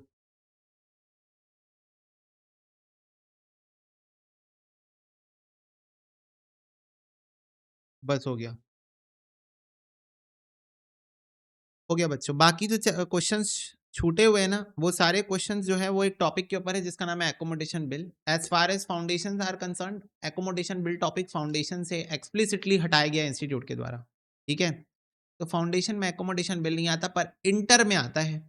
तो अब वो इंटर का टॉपिक बन चुका है, पहले फाउंडेशन में भी था। अब फाउंडेशन के बच्चों को बस उसका मीनिंग जानना है, what do you mean by accommodation bill, that's it. इसके अलावा जो भी क्वेश्चंस है वो सारे एकोमोडेशन बिल टॉपिक के हैं, फाउंडेशन में उसके क्वेश्चंस नहीं आएंगे। बस आपको मीनिंग जानना है एकोमोडेशन बिल क्या होता है, जो कि मैं आपको नेक्स्ट क्लास में करा दूंगा। साथ में आपको मैं जो क्वेश्चन टिक करके होमवर्क दिया हूं वो भी मैं नेक्स्ट क्लास में करा दूंगा। क्या ये बात क्लियर है? यस। इंटरमीडिएट के स्टूडेंट्स को एकोमोडेशन बिल टॉपिक करना है, बिकॉज उनके एग्जाम में तो एकोमोडेशन बिल ही आता है सबसे ज्यादा। मतलब नॉर्मल क्वेश्चन भी आने लग गए हैं आजकल। अभी दिसंबर 2024 अटेम्प्ट में नॉर्मल क्वेश्चन आया था, नॉर्मल बिल ऑफ एक्सचेंज का। ये देखो, नॉर्मल क्वेश्चन आया था 2024 अटेम्प्ट में अभी अभी। पर एकोमोडेशन बिल ज्यादातर आता है इंटर के एग्जाम में, ठीक है बच्चों। क्या ये बात एब्सोल्युटली क्लियर है? फटाफट से बताओ, क्या ये बात सबको एब्सोल्युटली क्लियर है? यस। और बाकी प्रैक्टिस करो घर में। आज जितने क्वेश्चन मैंने करवाए हैं पहले उनको गो थ्रू कर लेना, प्रैक्टिस कर लेना, उसके बाद ये होमवर्क क्वेश्चंस करना सॉल्व। और कोशिश करना कि इतने क्वेश्चन ना भी हो पाए तो अच्छे खासे क्वेश्चंस कर लेना सॉल्व, तो डैट थोड़ी बहुत प्रैक्टिस आप अपने लेवल पे करो, है ना। कि क्या, क्योंकि आपको ये चीज ध्यान में रखनी है कि बिल कहां पर है।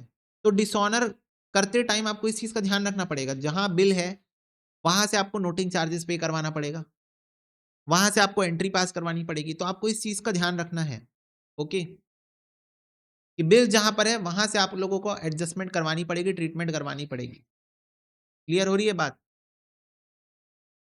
यस। चलो, तो आज की क्लास में बस इतना ही, मिलता है अगले सेशन में। तब तक के लिए god bless you, take care and bye bye.